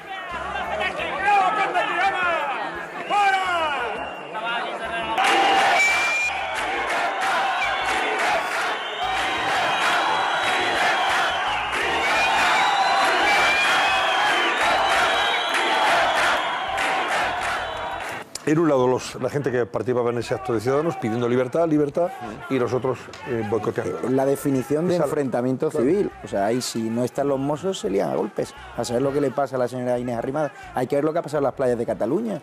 Dejen la ley y personas que han llegado a las manos por esa situación. Por lo tanto, el señor Borrell acierta cuando dice que hay un enfrentamiento civil que puede ir a más. O sea, yo entiendo que el señor Pedro Sánchez, presidente, quiere tender la mano hacia Cataluña y me parece que es necesario hacer política, pero es muy importante que no haya ni una sola concesión a aquellos que quieren romper España. Pero bueno, yo creo que los dos perfiles... No, digo que es importante que no lo haya, no digo que la vaya a ver. Los dos perfiles de los dos ministros, tanto Borrell, que es contundente en las formas... Sí.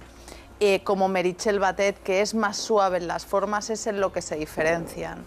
En el fondo es prácticamente lo mismo, es decir, lo que parece evidente que con una escalada de violencia y con una escalada verbal no se va a ir a ningún sitio, que por otro lado es lo que siempre el Partido Socialista le ha criticado al Partido Popular, que dijeran palabras gruesas pero que hicieran poca política. Entonces, a lo que se refería, quiero entender, Meritxell Batet el otro día, es que hace falta política. Ella lanza el discurso de toda la vida del PSC, que no es nuevo, el de toda la vida, Granada, reforma de la Constitución, en mi entender, a lo mejor de un modo un poco precipitado, porque es evidente que si no se puede reformar la reforma, o sea, no se puede hacer la reforma laboral, no se va a poder reformar la reforma constitucional. Es el melón del que siempre hablan, pero nadie dice cómo abrir ese melón ni cómo concretarlo. Granada lo define perfectamente.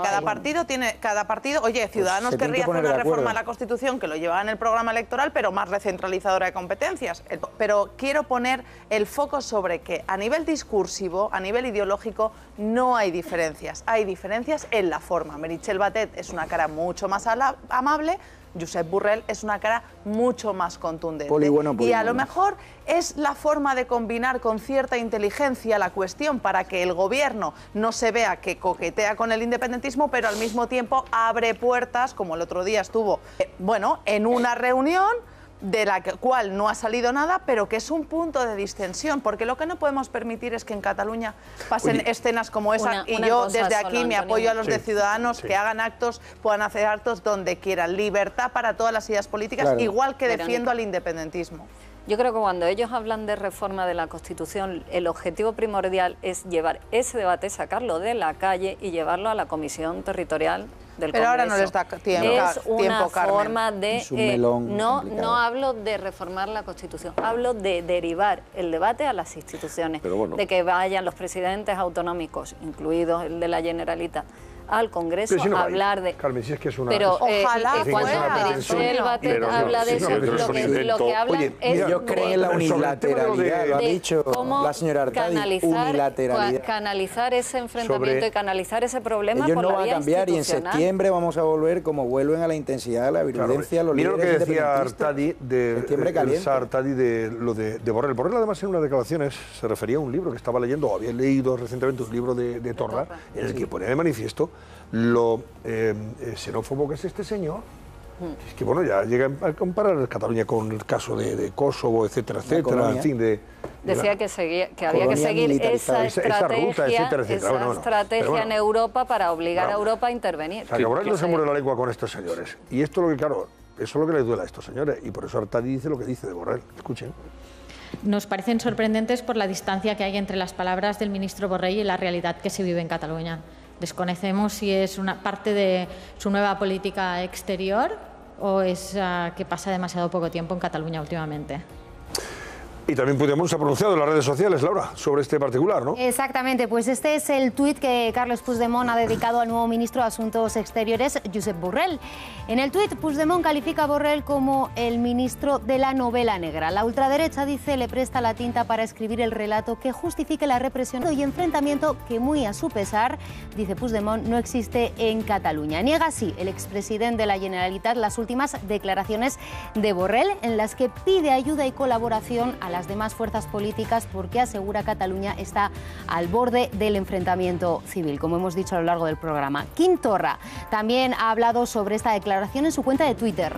La tacha de irresponsabilidad inaudita. El nuevo gobierno ha explicado en varias ocasiones que su nueva línea de actuación con Cataluña está abierta al diálogo, diferenciándose así, según ellos, de la línea seguida por el gobierno de Mariano Rajoy. De momento parece que ni unos ni otros acercan posturas. Antonio.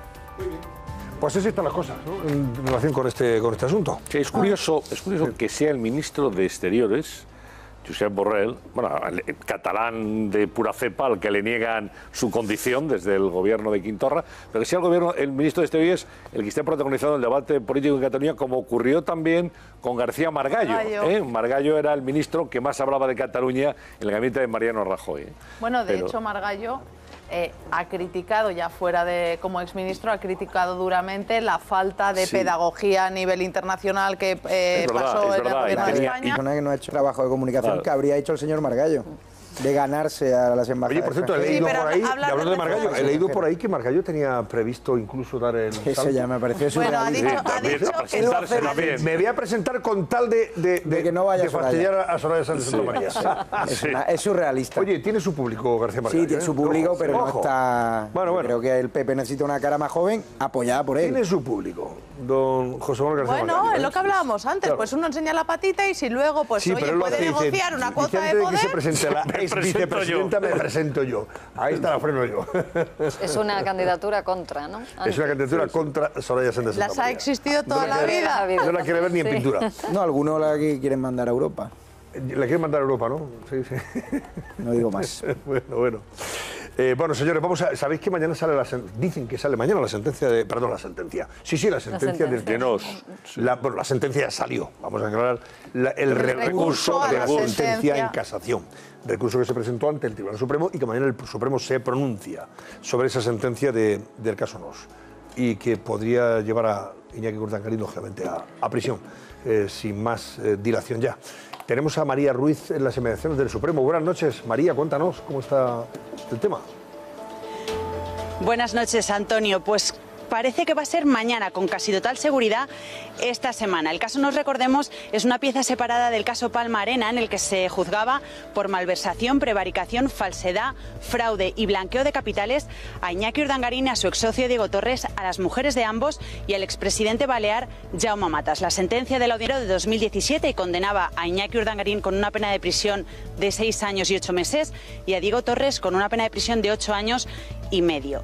A la infanta y a la mujer de Diego Torres las absolvía, condenándolas únicamente como responsables civiles a título lucrativo a devolver las cantidades indebidamente cobradas por sus maridos.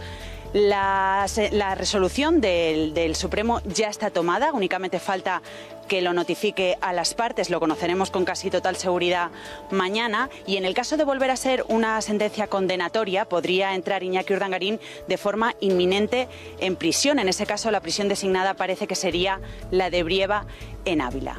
Esta semana, Antonio, con casi total seguridad vamos a salir de dudas.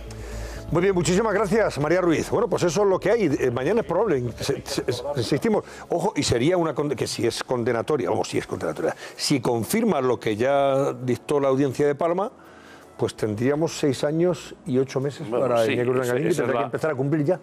Esa es la condena. La prisión de Brieva en Ávila es una prisión donde estuvo Luis Roldán. Sí, es una prisión que tiene características especiales porque estaba Roldán prácticamente solo allí en esa prisión por motivos de seguridad, y parece que ese sería el destino si es condenado o si la sentencia, lo que dice el Supremo en el recurso, lleva a la cárcel a Iñaki Urdangarín, pues iría a esa prisión, ¿no? De hecho, 6 años en principio. Habría que ver si confirma esa sentencia o rebaja la pena. Lo conoceremos mañana. De hecho, mejoraron el sistema de calefacción no hace mucho de la cárcel de Brieva. No sé si con ese propósito. Vamos a ver. Pero hay que esperar a saber hacia dónde mandan Iñaki Urdangarín. Hecho histórico. Podemos con... Sí. Yo creo que estamos... Bueno, yo creo que la condena ya supuso un durísimo golpe, ¿no?, a la corona. De hecho, fruto de todo esto, vivimos hace poco la abdicación, ¿hace cuánto fue?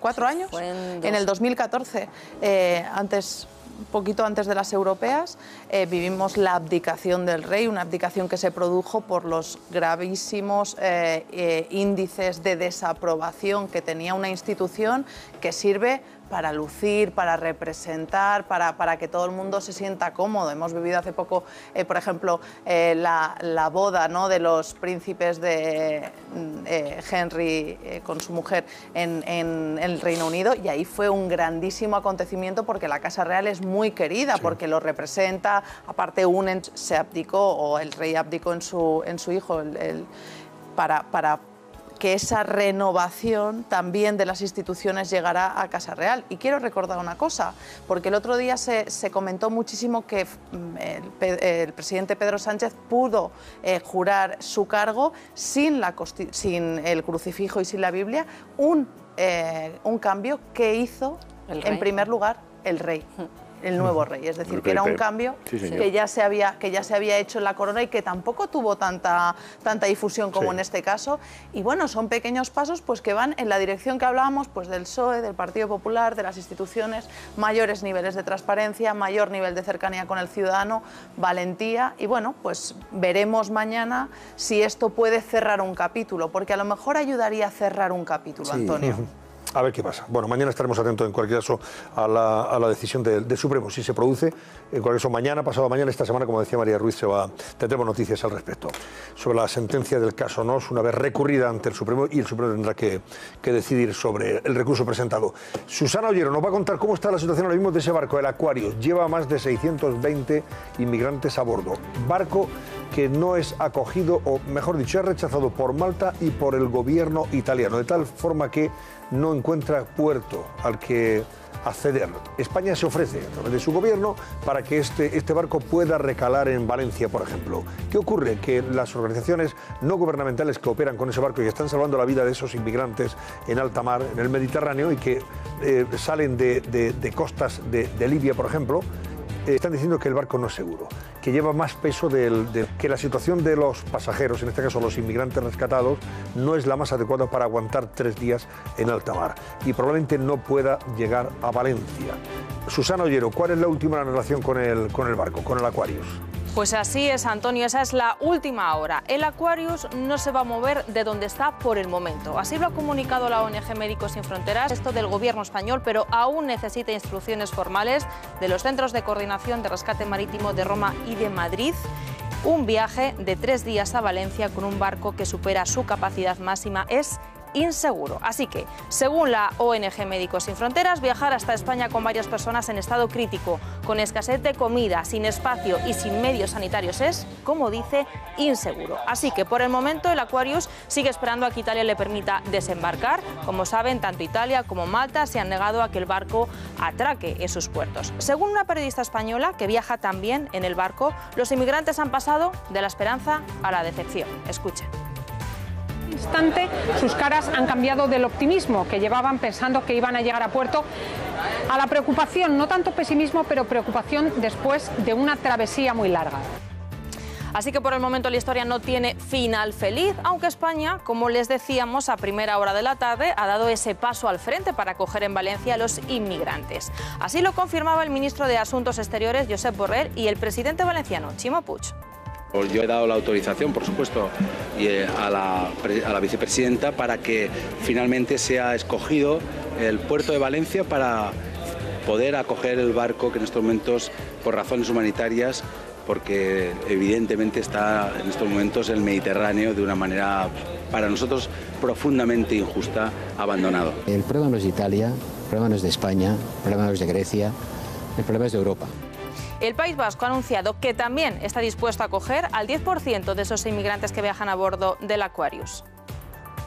Nuestra disposición a acoger a una parte de las 624 personas refugiadas del barco Aquarius. ¿Y cómo se ha llegado a esta situación? Pues este fin de semana cientos de inmigrantes huyeron en varias barcas de la costa libia. Los guardacostas italianos han recogido a más de 400 y se los han entregado al Aquarius, el buque humanitario de la ONG francesa SOS Mediterráneo. Otros han caído al agua al romperse una de esas lanchas en las que viajaban y fueron recogidos directamente por la ONG. Se vivieron momentos de angustia. Vean.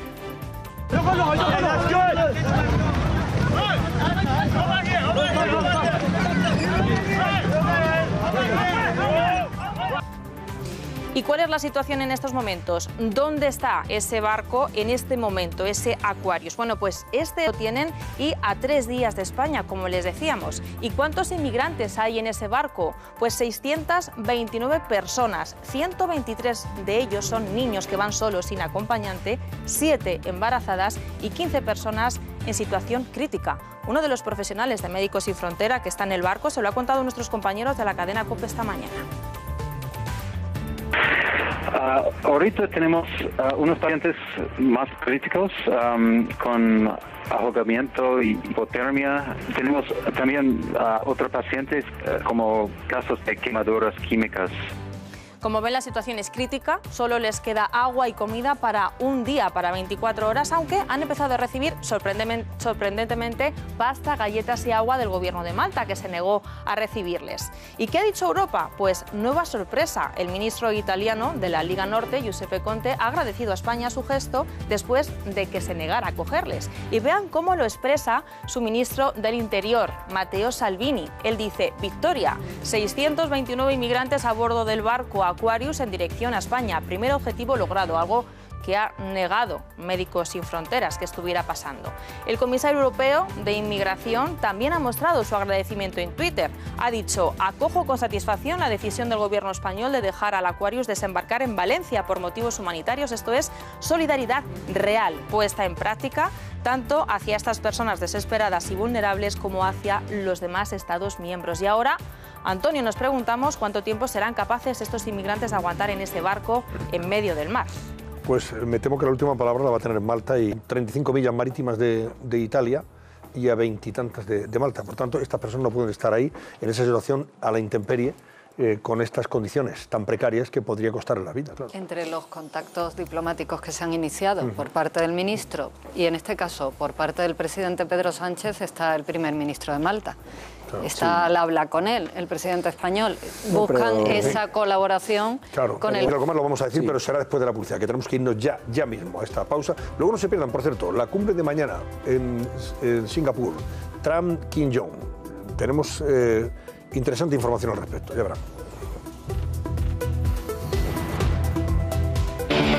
A continuación, les avanzamos las portadas de los principales periódicos que encontrarán mañana en los kioscos. Esta noche,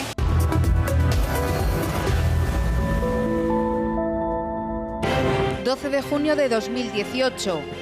una fecha para la historia. El encuentro de Donald Trump y Kim Jong-un pondrá fin a 70 años de tensión entre Estados Unidos y entre ambos líderes. ¿Se hará efectiva la desnuclearización de la península coreana que solicita Trump? ¿Qué pide a cambio el régimen de Pyongyang? Hoy les desvelamos todas las claves de la cumbre del siglo. Oye, sobre el asunto de los refugiados, Javier, ¿te he cortado antes o he cortado a vosotros? Sobre el barco Aquarius y la suerte del mismo. Y el hecho que el presidente se haya ofrecido a acogerles en España es un claro que la intención del presidente Sánchez es crecer electoralmente desde la Moncloa. Vamos a ver mucho electorado de izquierdas y también hacia el electorado de centro desde la moderación, y lo que hemos visto hoy es una medida electoralista, que yo soy una persona súper solidaria, pero claro, hay que garantizar que estas personas lleguen a España. En el caso de que sea así, que ya ha dicho la ONG que es imposible, pero siempre para darle unas condiciones de vida dignas. Si es imposible, bueno, luego, claro, ¿qué haces? ¿Le das papeles? ¿No le das papeles? Es que es un debate muy complicado. Lo ha dicho muy bien, lo ha dicho, ojo, Borrell, yo creo que está muy bien. Es muy complicado. Borrell ha dicho, este no es un problema de Italia ni de España, es un problema de Europa, de la Unión Europea. Humanos a la deriva en medio yo creo que hay que darle aquí hay unas razones humanitarias que están evidentes. Primero hay que arreglar eso y luego ver los papeles después. Una medida electoralista, a mí me parece muy electoralista que el gobierno populista y xenófobo de Italia también yo quiero recordar que la Unión Europea y todos sus miembros se hicieron una política común a nivel europeo, o sea, a nivel europeo y a nivel internacional, y esto está en derechos humanos, es que es clarísimo. Pero hay que garantizar que estas personas lleguen bien, y hay que darles una vida digna en el caso de que queramos. Pero lo primero de todo es salvarlos, obviamente. Lo primero de todo, porque ya no hay víveres y porque la situación de hacinamiento es terrible. Evidentemente hay después un segundo plano que hay que analizar, pero ahora mismo es salvarles, salvar la vida. Pongámonos en su lugar. Ahí hay niños, hay mujeres embarazadas. La situación debe ser absolutamente agónica, desesperada. Entonces, es una cuestión de humanidad. Y después ya estudiamos, después habrá que estudiar todo lo demás. Y luego ese tuit y ese titular desde Italia diciendo el barco va hacia España, hemos triunfado, eso es una vergüenza. Me parece algo lamentable. No, pero es cierto que el presidente Sánchez está teniendo mucha capacidad de reacción para anunciar esta medida. Él se ha ofrecido hasta ir a Valencia a acogerlos. Laura, tienes en redes sociales, creo que también ha habido reacciones, lógicamente, ¿no? Reacción, Antonio, del cardenal arzobispo de Madrid, y forastero, y me hospedasteis. Más allá de consideraciones políticas y legales, al leer la vida desde el Evangelio, uno va buscando al otro. Aquarius es una llamada de Cristo a Europa. Pues esa es la reacción de Carlos Osoro a la situación del Aquarius, Antonio. Muy bien.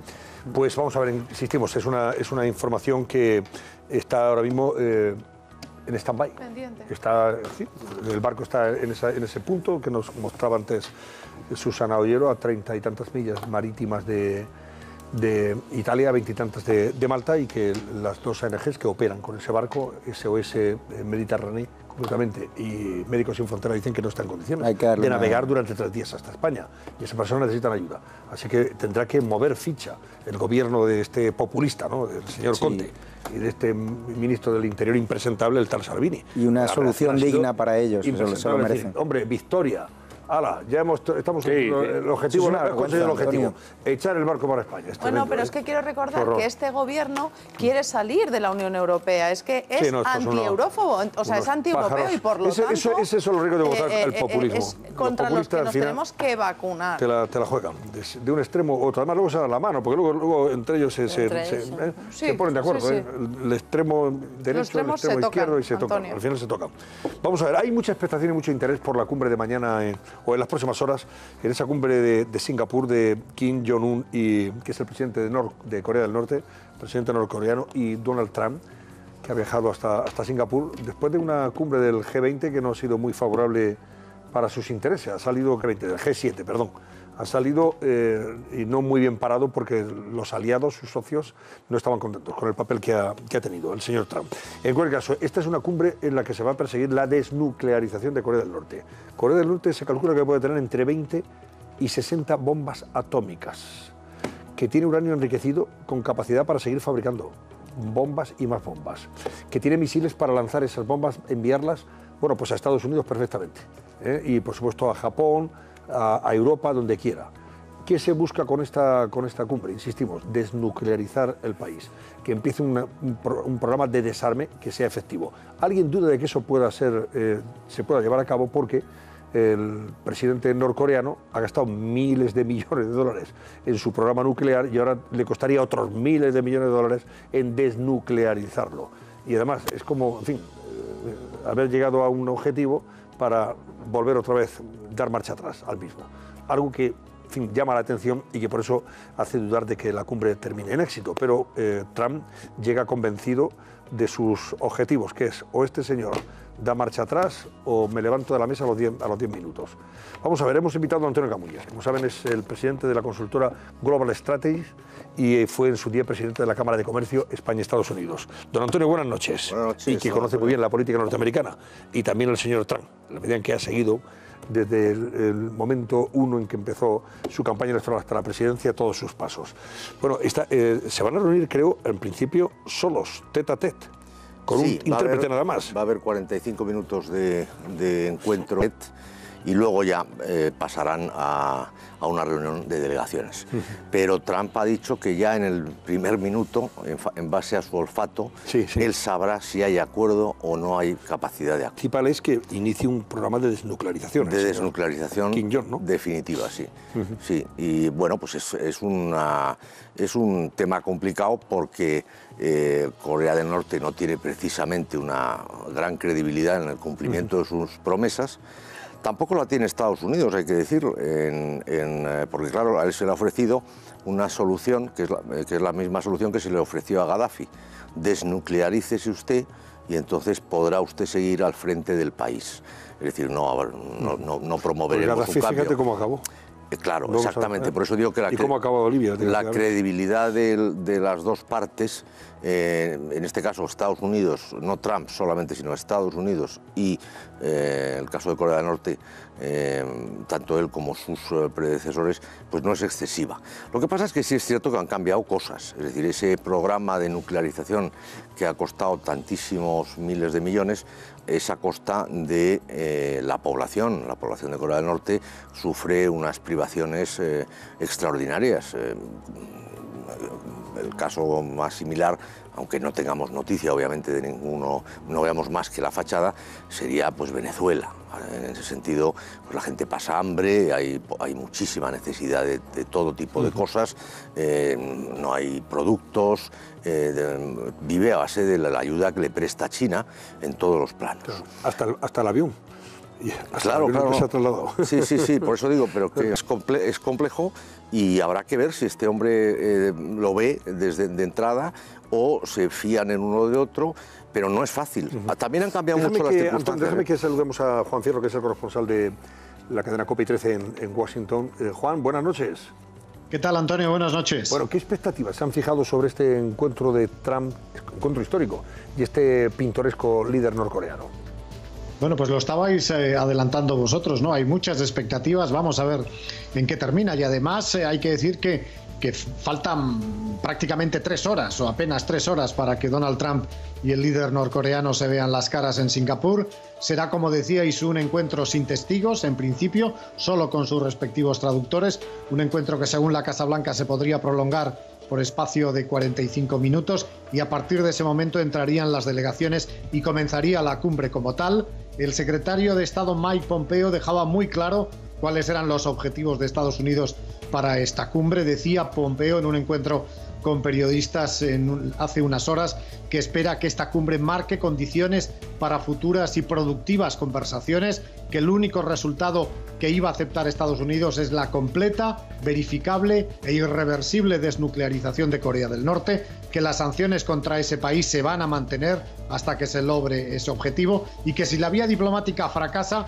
pues que se aumentarían las sanciones, decía Pompeo. Veremos también si es cierto lo que decía el presidente Trump en Canadá, que decía que le iba a bastar un minuto con Kim Jong-un para saber si se podía llegar a un acuerdo. De todas formas, tenemos que decir que la Casa Blanca ya ha anunciado que el presidente Trump va a abandonar Singapur antes de lo inicialmente previsto, forzado, eso sí, por la decisión de Kim Jong-un de abandonar la ciudad también antes de lo previsto. Se desmonta así quizás una de las previsiones del propio Trump, que llegaba a afirmar que la cumbre podría prolongarse durante varios días si había avances sustanciales.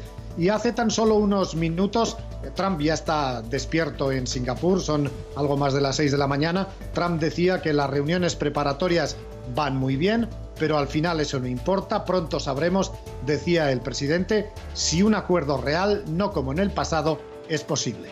O sea, Juan, la exigencia prioritaria y la única fundamental que haría que la cumbre tuviera sentido y éxito es que el señor presidente norcoreano, este pintoresco líder, como decimos, acepte desnuclearizar el país, o sea, que ponga fin, por supuesto, a su carrera nuclear y que destruya todos sus arsenales nucleares. Estaremos hablando de un periodo de 10 años, verificable además por la ONU, ¿verdad? Con inspectores de la ONU. Eso es lo que decía el secretario de Estado Pompeo, era muy claro. Decía una completa, una verificable y una irreversible desnuclearización de Corea del Norte. Aunque también si a partir de aquí se pueden abrir negociaciones que lleven a ese objetivo final, se daría por satisfecho en esta cumbre. Desde luego nadie espera que de esta cumbre, de estos primeros 45 minutos y luego de una sesión que va a durar, según el informe de la Casa Blanca, el timing que ha dado la Casa Blanca, 1 hora y media de cumbre y luego un almuerzo, no creo que en esas apenas 2 horas y media se pueda llegar a esa desnuclearización total de Corea del Norte. Creo que Estados Unidos se daría por muy satisfecha si esto sirve, este encuentro de Singapur, sirve para abrir ese proceso de negociaciones hacia adelante. Bueno, pues vamos a estar atentos. En las próximas horas vamos a salir de dudas. Gracias, Juan. Buenas noches desde Madrid. Buenas noches. Gracias. Buenas noches, Antonio. Bueno, estamos hablando de un país que, fíjense ustedes, según los expertos, calculan que Corea del Norte posee entre 15 y 20 bombas nucleares. Cifra que, según el Servicio de Inteligencia de Estados Unidos, puede llegar a los 60 bombas nucleares, con la misma capacidad de las bombas atómicas que destruyeron Hiroshima y Nagasaki en 1945. Estamos hablando además de un país que puede producir, según esos cálculos también y esos servicios de información e inteligencia, puede producir hasta entre 30 y 60 bombas más nucleares entre 3 y 7 años. Entre 3 y 7 cada año. Fíjate, o sea, cada año pueden hacer entre 3 y 7 bombas más, Antonio. Y luego tiene misiles con capacidad para transportar esas bombas a Estados Unidos perfectamente.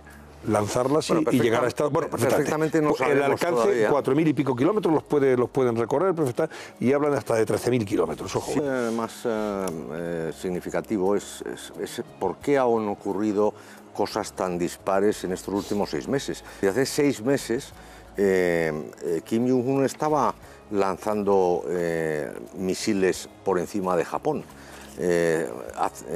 amenazando las bases de Filipinas.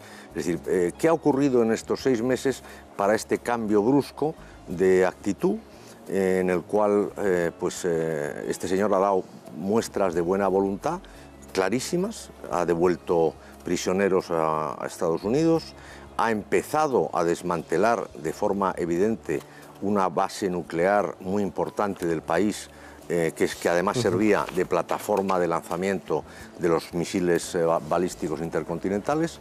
Es decir, ¿qué ha ocurrido en todo este tiempo para que a la vez haya habido la primera actuación conjunta de un equipo olímpico con motivo de los Juegos de Invierno, para que posteriormente se hayan encontrado los dos países?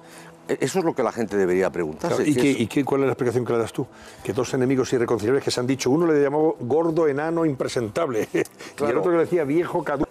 Sí, lo que le llamaba el pequeño hombre cohete, ¿no? Cuando, eres un gordo ceboso, no sé qué. No, tanto como eso. Bueno, sí, pero va, una descalificación. Ya llamarle todo cariño. Insulto, un cariño. Pero es que el Kim Jong le decía otra palabra. Sí, bueno, él dijo que siempre le acompañaba el botón nuclear, y Trump le respondió que su botón era mucho más gordo que el... Dice, ¿por qué Kim Jong me insulta? A ver si lo puedo ver. Es que llamándome viejo y cuando yo nunca le llamaría bajo y gordo. Una pelea de cómic. Sí, parece de cómic. Bueno, yo creo que es... Bueno, ¿y qué ha pasado para que ahora de pronto dos enemigos irreconciliables pues hayan llegado hasta el extremo de reunirse pues y hablar y la posibilidad de acordar? Yo creo que han pasado muchas cosas. Por una parte, la presión de Trump a China. China es el aliado más sido el aliado, que tiene, el único realmente que tiene Kim Jong, sí, Corea del Norte. Que tiene Corea del Norte, y yo creo que ahí la presión ha hecho y ha surtido efecto, porque claro, China se juega mucho en una pugna con Estados Unidos, y como China juega a largo plazo, es decir, a ellos no les importa dar algunas bazas, pues yo creo que han puesto presión. Tampoco quieren los chinos, es curioso en esto, ellos se han visto entre los coreanos y los chinos dos veces recientemente, y tampoco le interesa a China que se pueda producir una reunificación de las dos Coreas. Eso tampoco sería del interés de China, porque cambiaría el equilibrio de todo el área del Pacífico. Es decir, por eso, en cambio, absolutamente a favor, y además ofreciendo la máxima ayuda. El presidente Moon de Corea del Sur está volcado en la idea, ha manejado, no es el término, eso sería un plan Marshall, un plan de rehabilitación en cuanto Corea del Norte hiciera algún gesto, y por lo tanto, digamos que para el área específica sería muy importante, y por lo tanto China le interesa hasta un punto, y no sabemos realmente lo que... Ya un acuerdo sustancial, dado que esto significaría desandar un camino que este tipo emprendió hace ya mucho tiempo y que le ha costado miles de millones de dólares, y que ahora tendría que desandar gastándose otros 20 y tantos mil millones de dólares. Bueno, pero para eso se le ayudaría. Las bombas habrán enriquecido el plutonio. Para eso se le podría ayudar a la hora de bueno, más importante el objetivo final. Qué duda cabe que lo que ha sido muy interesante ha sido la partida de ajedrez entre ambos líderes, que pues por un lado en estos insultos de pronto Trump cancela dice, pues acabó, no hay encuentro en Singapur, y sorpresivamente le manda una carta empezando la carta llamándole querido Donald. Entonces dices, bueno, este juego es posible que siempre se haya producido así en términos diplomáticos, pero con otros lenguajes, efectivamente, y con otros timings, ¿no? Porque quizá ahora mismo todo es instantáneo. Y ahora es desde luego mucho más rudo, mucho más contundente y a veces te quedas, particularmente en el caso de Trump, pues con los ojos abiertos de la capacidad de expresividad. Vamos ahora, gracias Antonio. No te vayas, voy a leer la prensa y voy a comentar algunas de las noticias, que por cierto, bueno, la cumbre no es objeto de portada de momento porque estamos a la espera de que se produzca en estas próximas horas y del resultado, que seguro que sí lo veremos en las próximas horas en todos los medios informativos. A veces lleva portada la situación de este barco Aquarius y los inmigrantes y habla de España, que se ofrece para acoger a esos 629 inmigrantes del Aquarius. La ultraderecha italiana lo celebra como una victoria y la Unión Europea agradece a Sánchez el gesto humanitario pese al temor por el efecto llamada. Claro. Ahí ven ustedes la foto que ilustra esa portada y ese titular. En su página 2 de titulares, a veces se ocupa también del futuro Congreso Extraordinario del PP. Feijóo, Santamaría y Cospedal miden sus fuerzas, es el titular. Nos tenemos que ir a publicidad, ¿no? Me temo que no hemos quedado sin portada, ¿verdad? Bueno, pues venga, vamos a hacer la pausa y una noche más retrasamos las portadas. Hasta ahora mismo, señores, no se vayan. A continuación, les avanzamos las portadas de los principales periódicos que encontrarán mañana en los kioscos. Esta noche, en El Cascabel.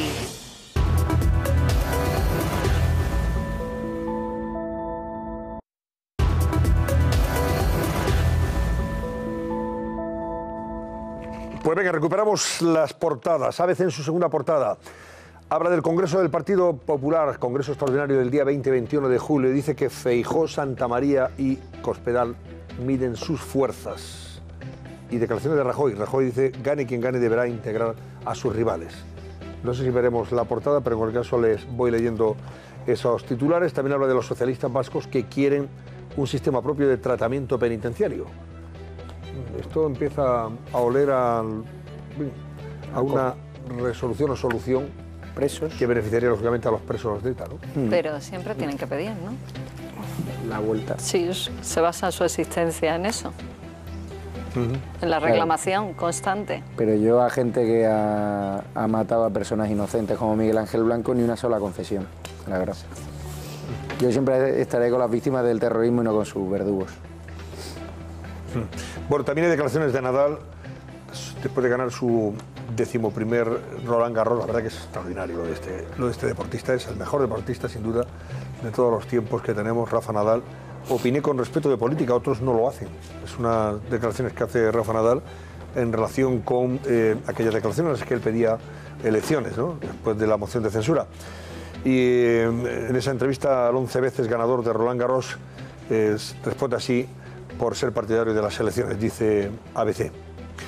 Un tema más de esa portada de ABC, los expertos piden retrasar de nuevo la edad de jubilación y recorte de pensiones.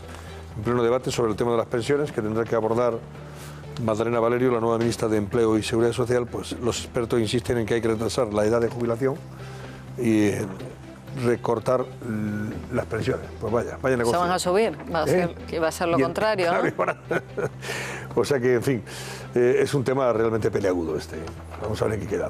Bueno, El Mundo, sobre el tema del barco, dice que Salvini, que es el ministro de Interior de este gobierno populista de Italia, Salvini canta victoria tras acoger Pedro Sánchez el barco de inmigrantes. O sea, barco que rechaza Italia y lo acoge el gobierno de España, y por eso dice Salvini canta victoria.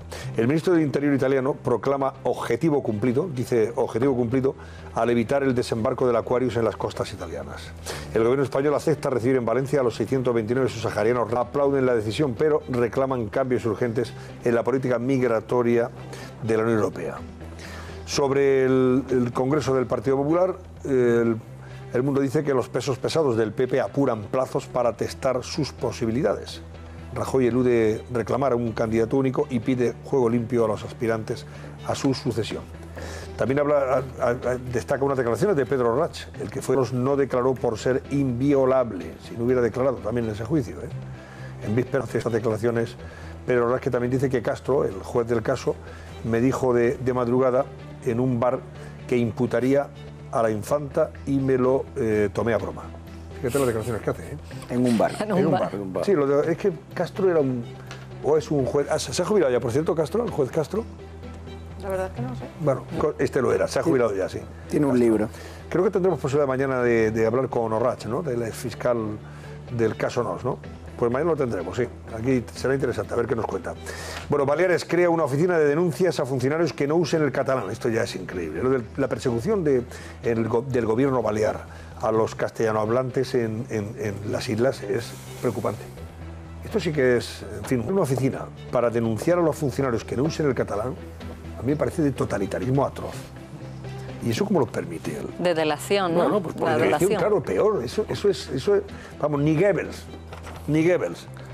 Tiene su público, ¿no? Este tipo de medidas que son no solamente anticonstitucionales, sino que van en contra de la propia convivencia. Una oficina para obligar, delatar, denunciar, sancionar a aquellas personas que utilizan una lengua a la que tienen derecho, me parece que es propia de regímenes totalitarios. Totalmente. Y en este momento el gobierno de Baleares lo es, en este sentido. Bueno, y no solamente están dispuestos a perder médicos, a perder músicos, músicos de la Orquesta Sinfónica de Baleares. Todo es un contrasentido absoluto. Pero quiero decir que está arrastrado por el sector, el Partido Nacionalista con el que comparte el gobierno. Pero no puedes consentirlo, Carmen. No todo vale. A mí no me vale ninguna excusa. Aquí no hay excusa posible. Digo que estamos viendo un gobierno socialista que está teniendo una deriva arrastrado por sus socios de gobierno, que son las consecuencias de ciertas coaliciones de gobierno. El presidente Pedro Sánchez tiene que meter mano ahí. No puede ser, hombre. Dice, por cierto, mira, claro, no me extraña que Nadal, que es balear, como saben, de nacimiento, dice que la gente radical es mala para la sociedad. Bueno, pues ahí en fin, son unas declaraciones en las que puede estar apuntando precisamente a ese radicalismo de estos partidos totalitarios. Espérate, Antonio, que le van a llamar pasabolas otra vez por esas declaraciones. Porque aquí el que opina, como le ocurrió a Rafa Nadal, diciendo que en su opinión pues era bueno votar, que él estaba votando por eso, pues le ha caído... bueno, le ha caído una máscara de del pulpo por parte de algún Podemos celebrado al que sabe poco. Pasabolas ha ganado por 11ª vez Roland Garros y es uno de los mejores, por no decir el mejor deportista de la historia de este país, nada menos. Si la cara es el espejo del alma, Antonio, si la cara es el espejo del alma, tú ves la cara, el rostro de este señor de Podemos que descalificó así a Nadal, Isidro. Y ya te lo dice todo. Tal Isidro ya lo dice todo. Viéndole a él, dice que intelectual. Yo creo que hay que normalizar absolutamente que las celebrities, ya sean actrices, deportistas, actores... lo que sea, se involucran en política. En Estados Unidos es algo absolutamente normal. Siempre lo que no puede ser, por supuesto, y que apoyen, lo que no puede ser es que cuando nos apoyan a nosotros, actores, directores de cine, gente de la cultura, nos encante y sea bonito, y cuando haya otras personas que estén más vinculados a otros movimientos ideológicos, pero ¿dónde se ha visto esto? Libertad de expresión. Y yo me encanta además que los jugadores, los deportistas se mojen, porque no lo hacen. Y eso muestra que la política todavía es un coto con el que es peligroso jugar, y eso en una democracia hay que desterrarlo, Antonio. Bueno, pues dice también El Mundo que el Tribunal de Cuentas avisa de la quiebra técnica de la seguridad social. 2 avisos sobre el tema de las pensiones y la seguridad social en 2 periódicos de mañana, ABC y El Mundo. La Razón habla del barco también, lleva portada que Sánchez ofrece Valencia para acoger a esos 629 inmigrantes del barco rechazado por Italia. Y el titular es SOS, el traslado del Aquarius hasta España es inseguro. Eso es lo que dicen las ONGs que operan con el barco. Médicos Sin Fronteras pide desembarcar ya porque estamos al límite, y pide desembarcar lógicamente en Italia o en Malta, allí donde les han rechazado. El presidente defiende su medida por razones humanitarias y el ultrapopulista Salvini proclama victoria tras la decisión del gobierno de España. Sobre el Congreso del PP, Feijóo parte con más opciones y se rebajan las de Santa María. Rajoy reclama unidad y asegura que será neutral porque no tiene delfines. Y en relación con la cumbre esta del cara a cara más esperado, el histórico encuentro entre los líderes de Estados Unidos y Coresibles. Bueno, El País. Foto de portada para los inmigrantes del barco Aquarius. España se ofrece a acoger a los rescatados por el Aquarius. Mientras tanto, dice que Italia bloquea 3.000 millones destinados a los refugiados sirios en Turquía. O sea, el gobierno italiano se singularizando ya por medidas que, bueno, pues evidencian su corte populista radical, ¿no? Dos formas delictivas, dice también El País, sobre la sentencia de la Gürtel Valenciana. El juez condena a 18 acusados, entre ellos Costa, Correa y el Bigotes, por la trama en la comunidad. Y sobre el Congreso del Partido Popular, el relevo de Rajoy se hará sin debate ideológico. La Vanguardia. Sánchez ofrece acogida a 629 refugiados que rechaza Italia. El presidente esgrime razones humanitarias y Salvini, que es el ministro de Interior italiano, considera una victoria haber desviado la nave a otro país. Y también habla de la histórica cumbre por la paz entre Estados Unidos y Corea del Norte, como titulares destacados. Si entran en la página web de la cadena COPE a esta hora de la noche, van a leer muchas noticias relacionadas con el Mundial. La COPE ya está en Rusia, se define como la radio oficial de las emociones, y muchas noticias de nuestros enviados especiales a Rusia. Habla de la porra del Mundial, de los enviados especiales de COPE a Moscú, del especial Rusia 2018 que va a presentar todas las tardes Manolo Lama, de ese, bueno, pues de los vídeos que van a ir insertando sobre las actividades de nuestra selección y del equipo de la cadena COPE. Y en fin, noticias relacionadas con el Mundial. Luego también habla de Rafa Nadal en tiempo de juego, que hizo declaraciones: ganaré en Roland Garros tanto como mis rivales, mi cuerpo y mi cabeza me permitan. Y también habla de Sánchez, que autoriza que España acoja el barco Aquarius. Y en los periódicos económicos, pues miren ustedes, Expansión lleva a portada que Bruselas vigila la contrarreforma laboral de la ministra Valerio. Dice que asume que el gobierno español modificará la reforma y no esconde su preocupación por los efectos en la recuperación económica que puede tener esa contrarreforma. Madalena Valerio quiere restringir el despido, mejorar los salarios y que se aplique un impuesto a la banca. Por eso habla de esa vigilancia de la Unión Europea. Y Sánchez clarifica el poder económico y refuerza la figura del jefe de gabinete. El jefe de gabinete es Iván Redondo y Nadia Calviño como ministra de Economía. Bueno, pues esto es lo que les invitamos a que lean ustedes en las próximas horas, en la jornada de martes, de la resolución del recurso. Pues además Susana. de esa posible sentencia, nuestra agenda de hoy, martes 12 de junio, arranca con la crisis humanitaria del barco Aquarius, que ahora mismo se encuentra frente a la costa italiana. Una comisión mixta formada por varias entidades, entre ellas Cáritas, se va a reunir a las 4:30 de la tarde para dar una respuesta a la posible acogida de esos 629 inmigrantes que viajan a bordo del buque y 3 días en llegar a Valencia. Además, Ciudadanos de un adelanto electoral. Será en un debate de una moción sobre Instituto Cervantes, en la que va a pedir al Gobierno que se comprometa a fijar una fecha para esas elecciones futuras. Y por último, alrededor de 4.500 estudiantes extremeños van a regresar hoy a las aulas para repetir varias pruebas de acceso a la universidad. El motivo: la Universidad de Extremadura detectó una filtración. Antonio. Gracias, Susana. Bueno, corregimos la portada que hemos leído de Expansión, como noticia destacada de la contrarreforma laboral, no es de mañana martes, es la de hoy lunes todavía, porque no tenemos la del martes. ¿Qué le ha dicho? ¿Verdad, Antonio? Que me ha sacado de dudas. Que le ha dicho que es la del lunes, no la del martes. Esa será otra. Ya veremos cuándo se la contamos. ¿Cómo ha terminado nuestro barómetro? ¿Cómo concluye? Bueno, Laura. pues la pregunta que hemos lanzado, esa encuesta que hemos lanzado hoy en el Cascabel, si Feijóo se presenta finalmente como sustituto de Rajoy, ¿a quién prefieren ustedes como presidente? ¿A Alberto Núñez Feijóo o a Pedro Sánchez? Pues de nuevo, por segunda vez, le hemos enfrentado 2 veces en nuestras encuestas y las 2 veces ha ganado. Alberto Núñez Feijóo gana con un 79,8% de los votos frente a un 20,2% que prefieren que Pedro Sánchez sea el presidente. Vamos a ver, tenemos hoy Crónica de Roma con Irene Frantes. Adelante. ¿Qué tal, Antonio? Buenas noches. Hoy en Crónica de Roma les avanzamos una noticia que hemos conocido hace muy poquito.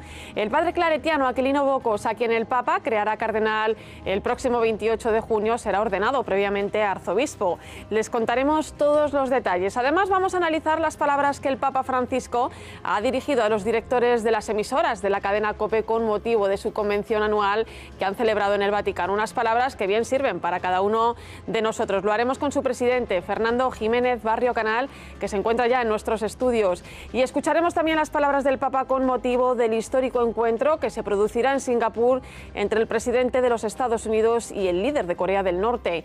Ambos se encuentran ya en este país para partir unos momentos. Antonio. Gracias, Irene. En unas horas se reúnen el señor Trump y el señor Kim Jong-un. Bueno, pues en COPE van a encontrar referencia informativa de primera mano con Carlos Herrera, de ese encuentro en Singapur. Nos marchamos, gracias por la atención que nos han prestado y vean Crónica de Roma. Adiós, Carmen Torres, adiós, Javier Negri, adiós, Verónica Fumanal y Antonio San José. Que pasen buena noche ustedes y ustedes. Hasta dentro de un ratito, martes, 10 de la noche, aquí en 13 en el Cascabel.